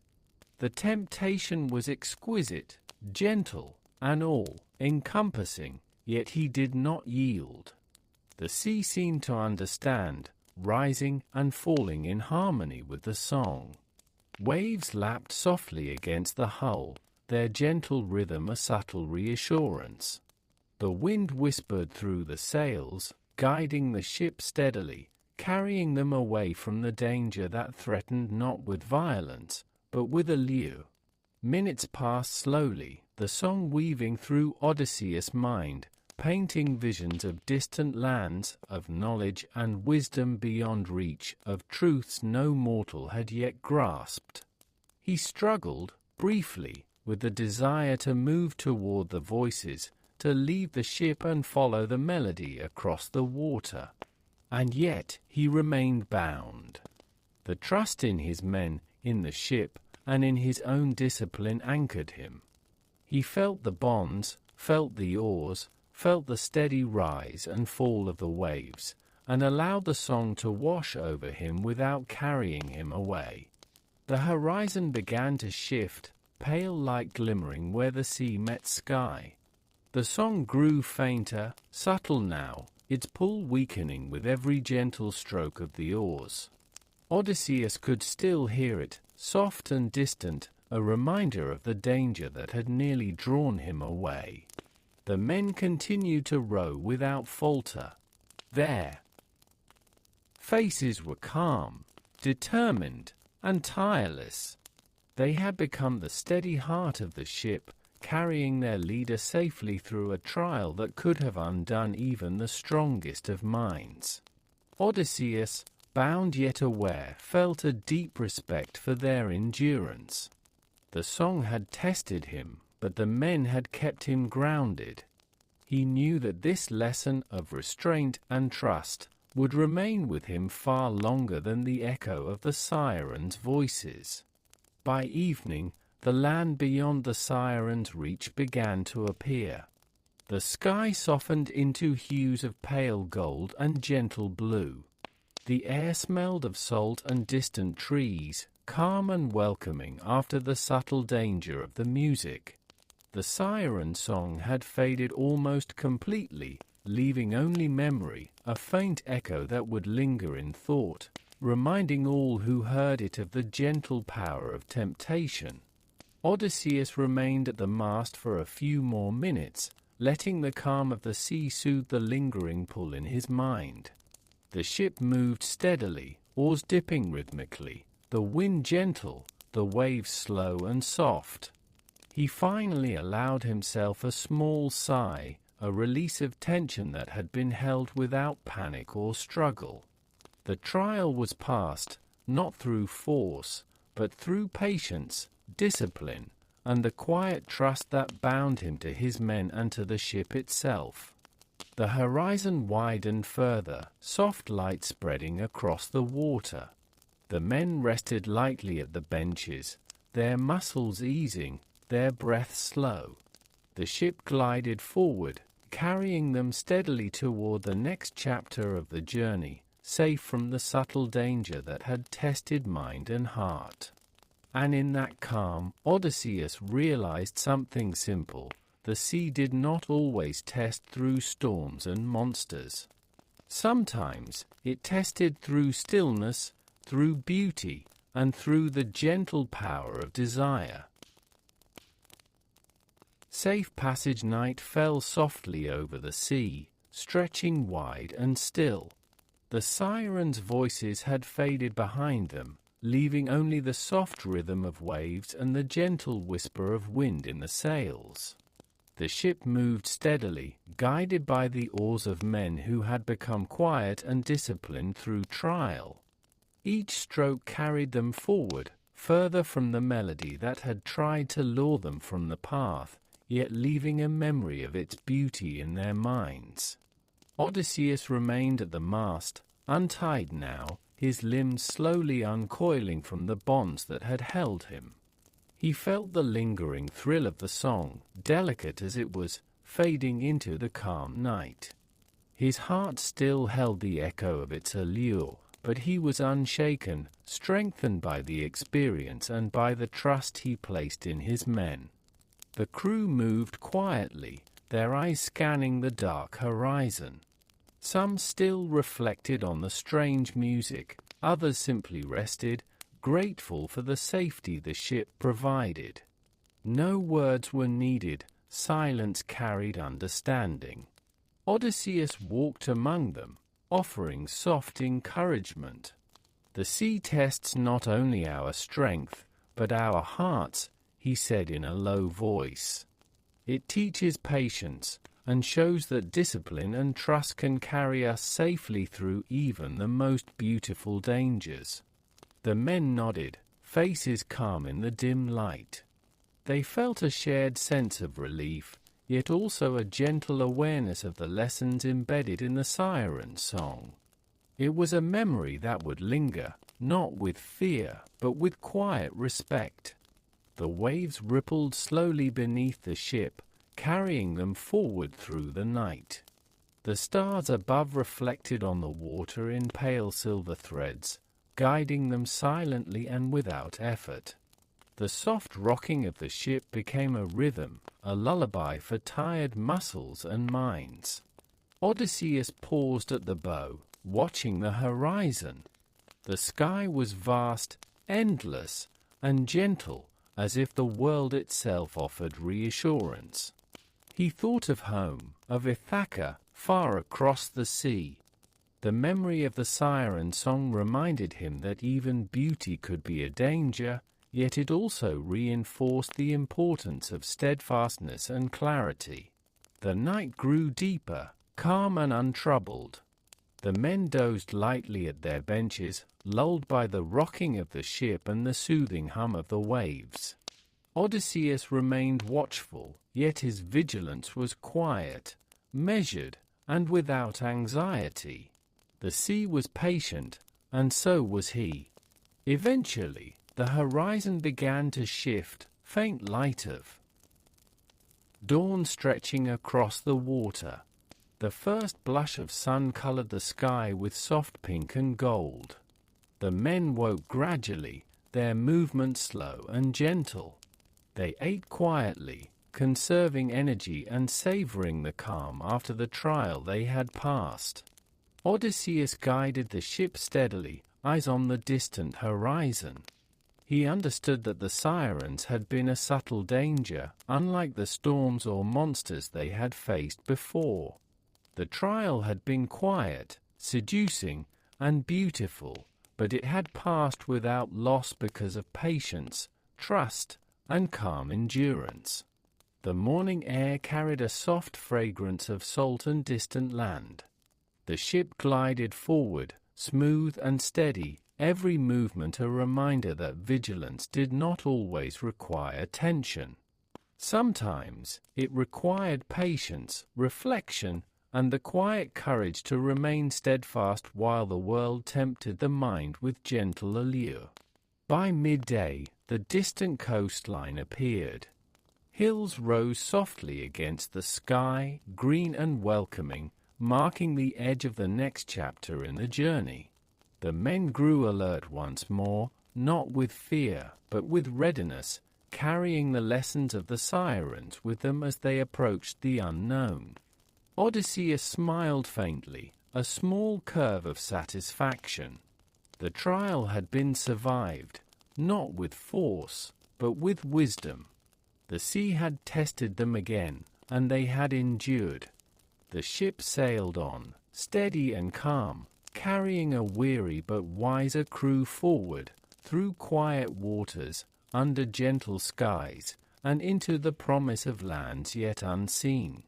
And so, the journey continued, slow, deliberate, and safe, for now. Scylla and Charybdis shadows on the water, the sea stretched wide and still beneath a pale morning sky. Odysseus' ship sailed steadily onward, the gentle dip and rise of the waves a soft rhythm against the hull. The men moved quietly, their muscles eased from rest, their minds alert yet calm. The wind was light, brushing softly across the sails, carrying the salt scent of water and the faint fragrance of distant land. Odysseus stood at the bow, watching the horizon. He felt the pull of the next challenge approaching, one spoken of in hushed tones, a danger unlike any they had faced before. Circe had warned him, the spirits of the underworld had whispered, and even the rhythm of the sea seemed to shift subtly, carrying a quiet tension beneath its calm surface. In the distance, the cliffs rose sharply, jagged and dark, a stark contrast to the soft, pale sky. Between them, a narrow channel of water wound like a ribbon, both inviting and dangerous. Odysseus knew these were the waters of Scylla and Charybdis, monsters of old stories, ever patient, ever waiting. He gathered the men quietly. "We must steer carefully," he said softly, voice steady. "The channel is narrow. One side hides a terror of many heads, the other swirls in whirlpools that can swallow ships whole. Keep your eyes, and your hearts, steady." The men nodded, their movements deliberate. They knew enough now to trust in Odysseus' guidance, and they followed his instructions without hesitation. Each step was measured, each motion cautious, yet calm. As the ship drew nearer, the wind shifted slightly, carrying faint sounds across the water, grotesque echoes of creatures unseen. Odysseus tightened his grip on the rudder, feeling the subtle pull of currents and unseen waves. The men rowed slowly, letting the rhythm of the water guide them. Then, from the cliffs to the left, a shadow moved. 6 heads emerged from jagged rocks, eyes glinting in the faint light, mouths opening with silent hunger. Scylla! The ship shivered as if sensing her presence. Odysseus took a deep breath, steadying both himself and the men. "Do not panic," he whispered. "Move with care, but do not stop. Keep rowing." The right side of the channel churned gently, deceptively calm.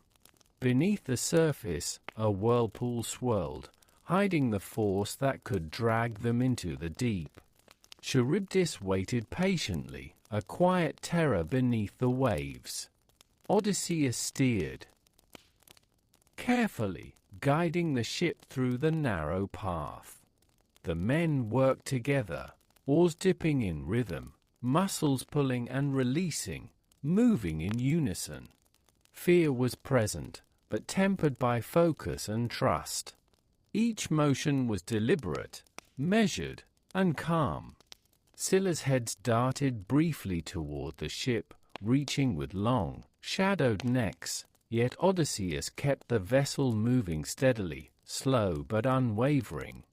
The music of the sea, the gentle slap of waves, the whisper of wind helped to steady their hearts. Charybdis churned below, a silent, swirling force, but the ship slipped past, guided by careful hands and unshaken eyes. The men leaned into the rhythm, trusting the gentle strength of their leader, feeling the pulse of the sea beneath them. For a moment, the world held its breath. Waves rocked softly, the wind whispered faintly, and the shadows of the monsters lingered at the edges of vision, but they did not reach the ship. Odysseus breathed slowly, feeling relief in measured doses. The danger was not over, but the trial of approach had passed. The channel stretched ahead, quiet and calm, guiding them forward, carrying them beyond the shadows into lighter waters. The men relaxed slightly, muscles loosening, hearts steadying. The gentle rhythm of oars and waves became a lullaby, a reminder that even in peril, calm endurance could carry them safely. Odysseus gazed forward, knowing the sea held more challenges, yet also knowing that each trial pass made them stronger, wiser, and more patient. The ship continued its slow glide, moving steadily through the channel, leaving only shadows behind. Between 2 terrors the sun moved slowly across the pale sky, casting soft light on the jagged cliffs that rose like silent sentinels on either side of the channel. Odysseus stood at the bow, eyes steady on the dark waters ahead. His hands rested lightly on the ropes, his mind calm, focused. He felt the subtle tug of the currents beneath the hull, a reminder that the sea, while gentle on the surface, held dangers hidden below. The channel narrowed further. To the left, Scylla's 6 heads moved restlessly among the rocks. Their eyes glinted faintly in the light, sharp and knowing, watching the ship as if it were a puzzle she longed to solve. Odysseus held his breath softly, careful not to startle the men. "Steady," he whispered, his voice calm but firm. Keep the oars even. Keep your heart steady. The men rowed slowly, muscles coiling and releasing with quiet precision. They had learned much from storms, monsters, and the subtle dangers of Circe's island. Fear did not vanish, but it had softened into cautious respect, tempered by the rhythm of the sea and the calm guidance of their leader. On the right, Charybdis churned beneath the surface. The water swirled with quiet power, twisting in slow, deliberate motion. The whirlpool was patient, waiting for even the smallest mistake. Odysseus steered the ship carefully, measuring each movement, balancing between the shadow of Scylla and the unseen pull of Charybdis. The ship rocked gently as the current tugged beneath the hull, and the men's breaths came slow and steady. Odysseus felt the subtle thrill of danger, not in panic, but in the careful attention it demanded.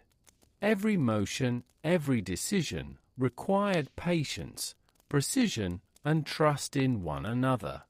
Scylla's heads reached once, twice, quick as lightning, yet the ship moved just beyond their grasp. Odysseus' voice guided the men softly, steady, steady, just a little more to the right, hold the rhythm. The air carried a strange scent, a mixture of salt, seaweed, and something faintly metallic. It was the smell of hidden power, of life unseen beneath the waves, reminding them of the creatures that moved silently and waited patiently. Minutes stretched like hours. The wind was gentle, the sun warm, and the water beneath the hull moved with quiet purpose. The men's hearts beat steadily, not with fear, but with awareness. Their eyes followed the movements of Scylla, their hands adjusted the oars in perfect rhythm, and the ship glided forward, slow, deliberate, and careful. Charybdis swirled beneath, growing slightly restless, yet the vessel did not falter. Odysseus kept his focus, measuring each movement against the pull of the whirlpool. The men felt the subtle tug beneath their feet, but their training and trust carried them safely. A shadow of Scylla passed along the port side, close enough to be terrifying in memory, yet too distant to harm. Odysseus exhaled softly, guiding the ship just beyond reach, and the men followed rhythmically, their movement smooth and steady. The channel widened slightly as they moved forward. The monster's reach diminished, leaving only faint reminders of the danger that had brushed them so closely. The ship floated into calmer waters, the wind carrying soft light over the waves. The men's muscles loosened, their breath slowed. Relief was present, subtle but deep, like the soft lull of water against the hull. Odysseus allowed himself a small smile. The trial had been survived through patience, careful observation, and the calm discipline of all aboard. The sun dipped lower in the sky, soft gold spilling over the distant horizon. The shadows of the cliffs receded, and the channel opened to gentler waters. The threat of Scylla and Charybdis remained in memory, a reminder of the delicate balance required in the world, but the immediate danger had passed. Odysseus felt the slow rhythm of the sea beneath the ship, the gentle pulse of wind in the sails, and the steady strength of the men at their oars.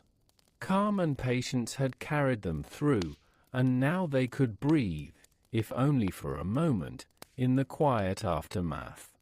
The horizon ahead promised softer waters, gentle winds, and the continuation of their long journey.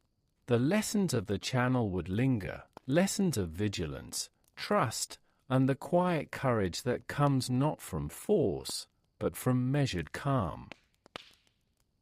Calm after the shadows, the sun sank low, brushing the horizon with soft hues of gold and rose.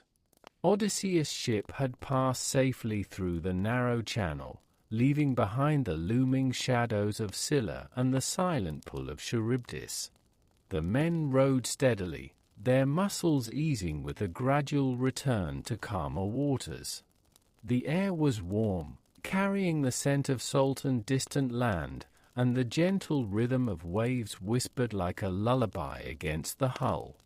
Odysseus walked slowly among the men, offering quiet words of reassurance.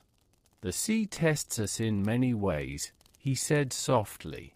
"Sometimes with storms, sometimes with monsters, and sometimes with subtler dangers, beauty and shadow alike. But patience, trust, and calm will carry us through."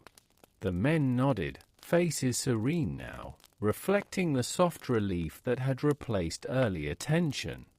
They rested lightly, letting the steady rocking of the ship ease their tired bodies. Each breath, slow and deliberate, was a small victory over the lingering tension that had gripped them during the channel. Odysseus returned to the bow, gazing out over the gentle waves. He remembered the faces of Scylla's 6 heads, the silent swirl of Charybdis beneath the water, and he felt gratitude for the lessons they had imparted, lessons in vigilance, in balance, and in measured courage. The monsters had been patient, waiting for error, yet the calm strength of the crew had guided them past the danger. The sky deepened into soft twilight, and the first stars appeared, pale and steady above the water. Their light reflected faintly on the gentle waves, guiding the ship as quietly and reliably as the men's oars.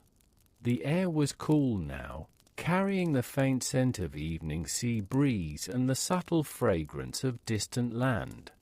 Odysseus allowed himself a moment to breathe, leaning lightly on the mast.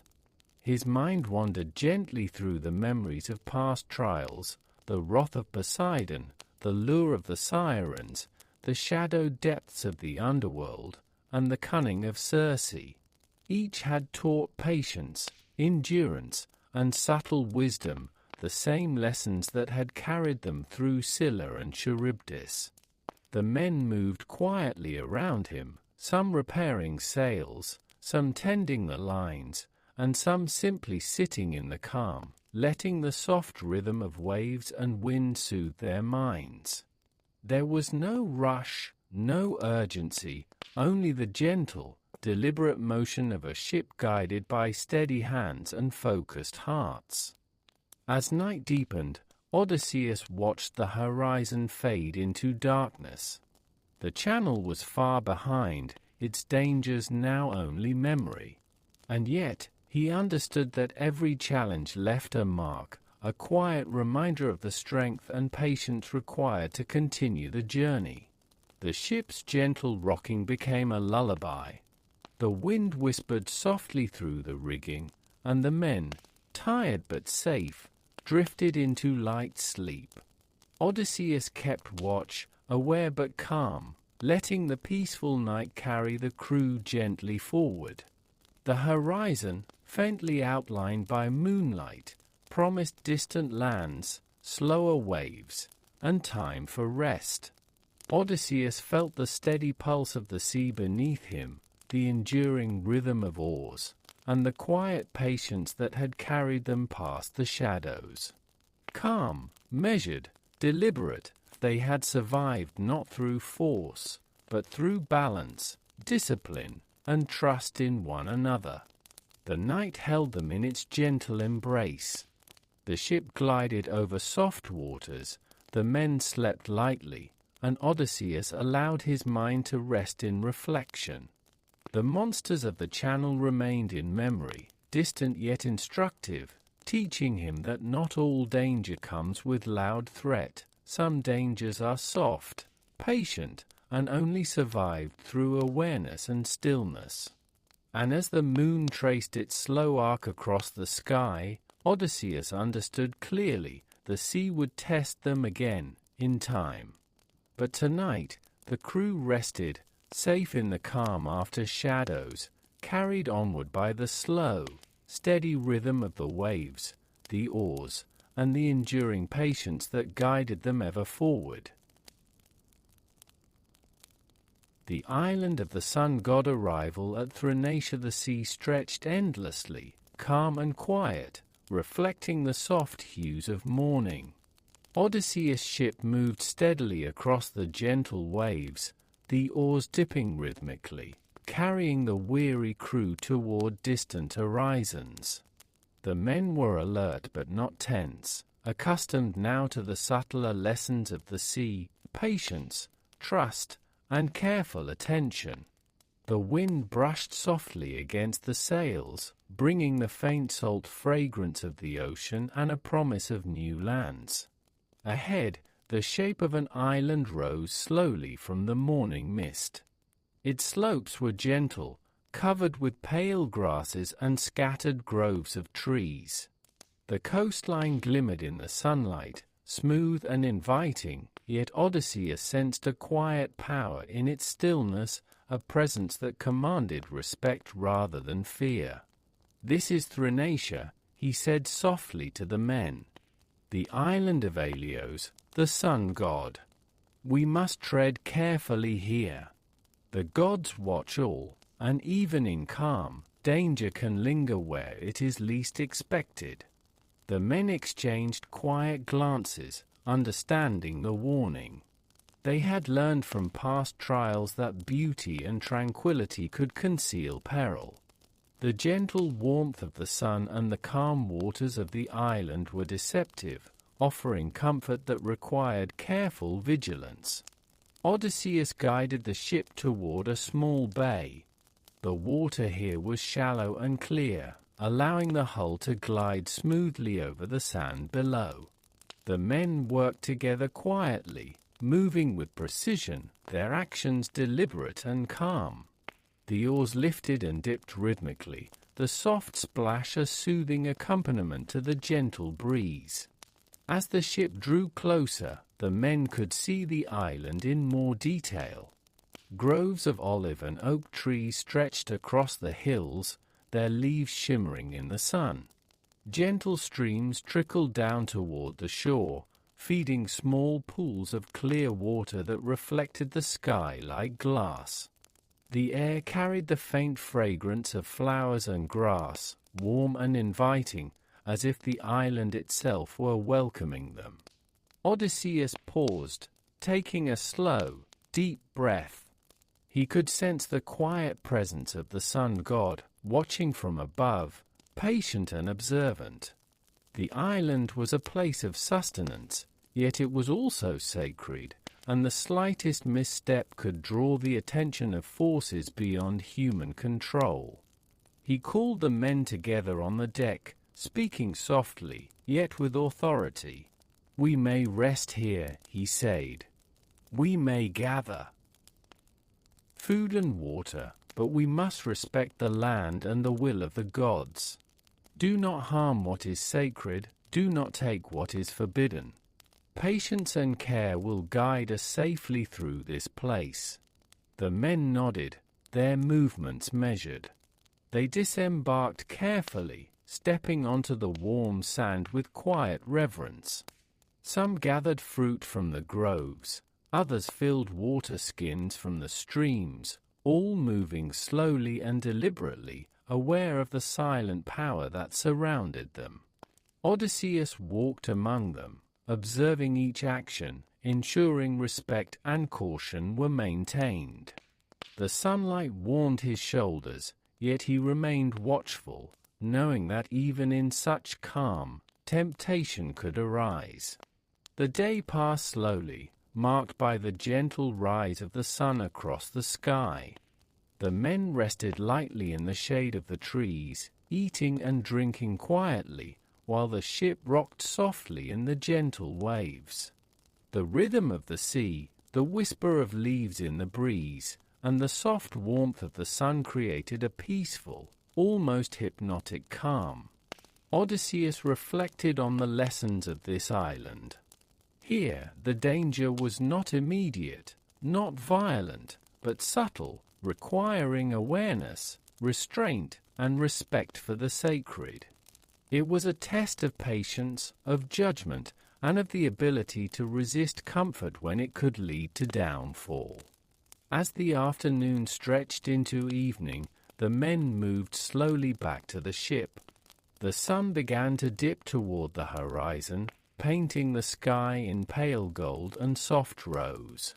The calm beauty of the island reminded Odysseus that even in safety, vigilance must endure. The oars dipped once more, and the ship glided gently through the water, carrying the crew across the quiet bay.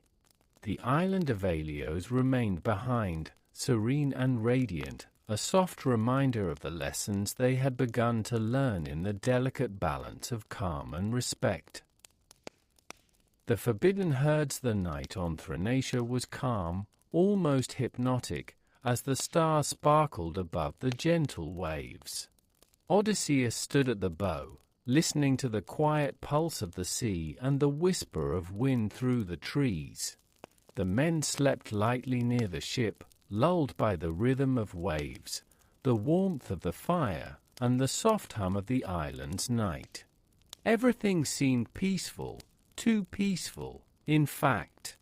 There was a subtle tension in the stillness, a gentle warning that even calm could carry danger. The sacred herds of Ilios grazed quietly on the hillsides, their soft movements blending with the night. They were radiant in the moonlight, pale and shining, a reminder of divine presence. Odysseus knew that these creatures were not simply food or comfort, they were a test, a reflection of restraint, and a warning that even temptation could hide in beauty. He moved silently among the sleeping men, checking on them without waking them, ensuring that their rest was safe yet mindful.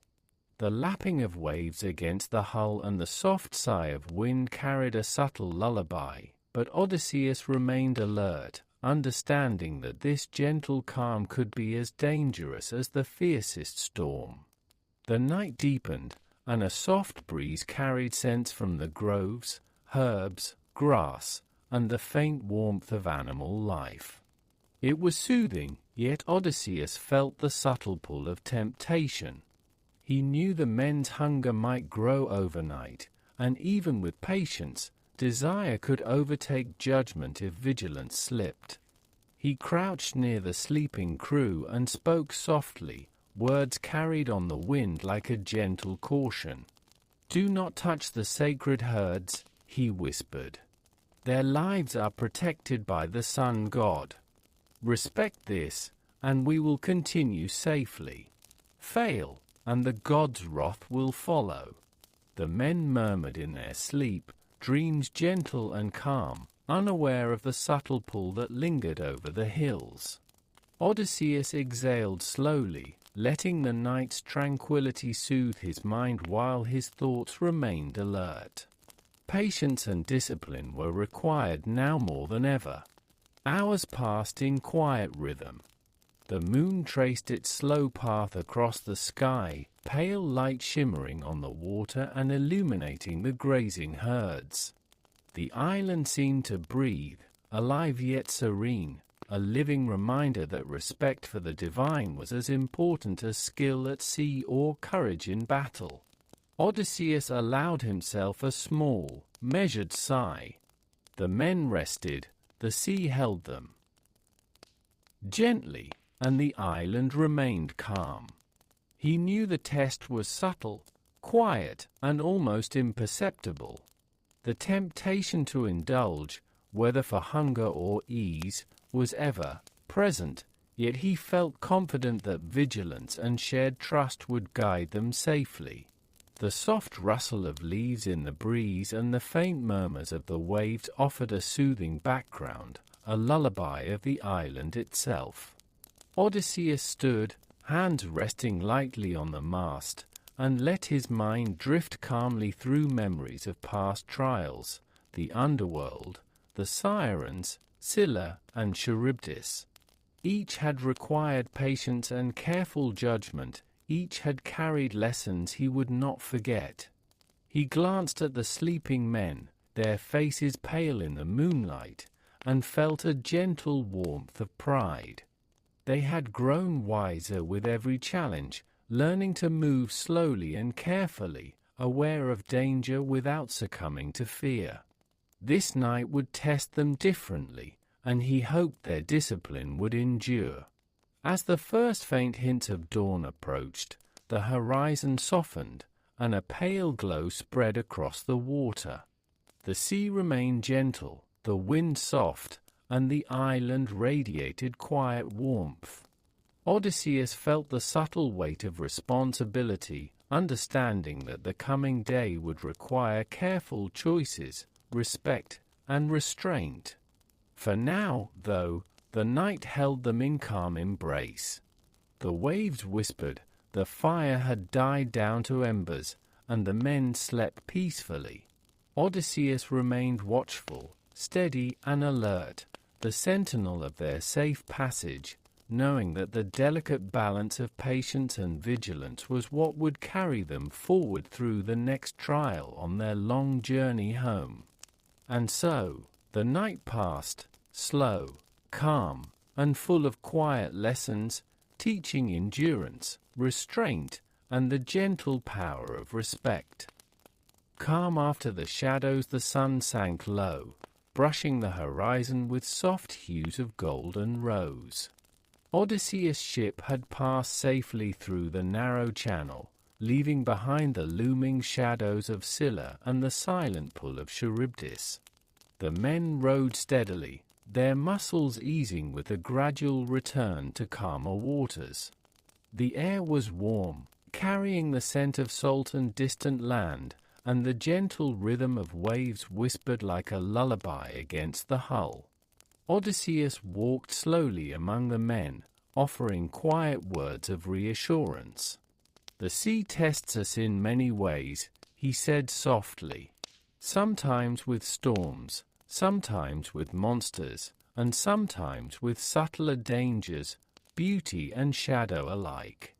But patience, trust, and calm will carry us through." The men nodded, faces serene now, reflecting the soft relief that had replaced earlier tension. They rested lightly, letting the steady rocking of the ship ease their tired bodies.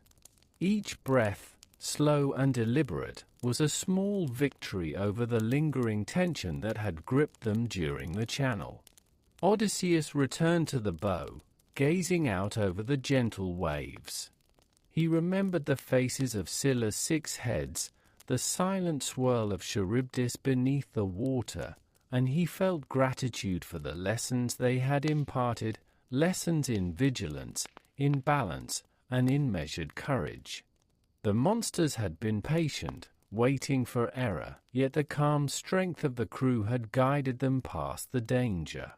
The sky deepened into soft twilight, and the first stars appeared, pale and steady above the water.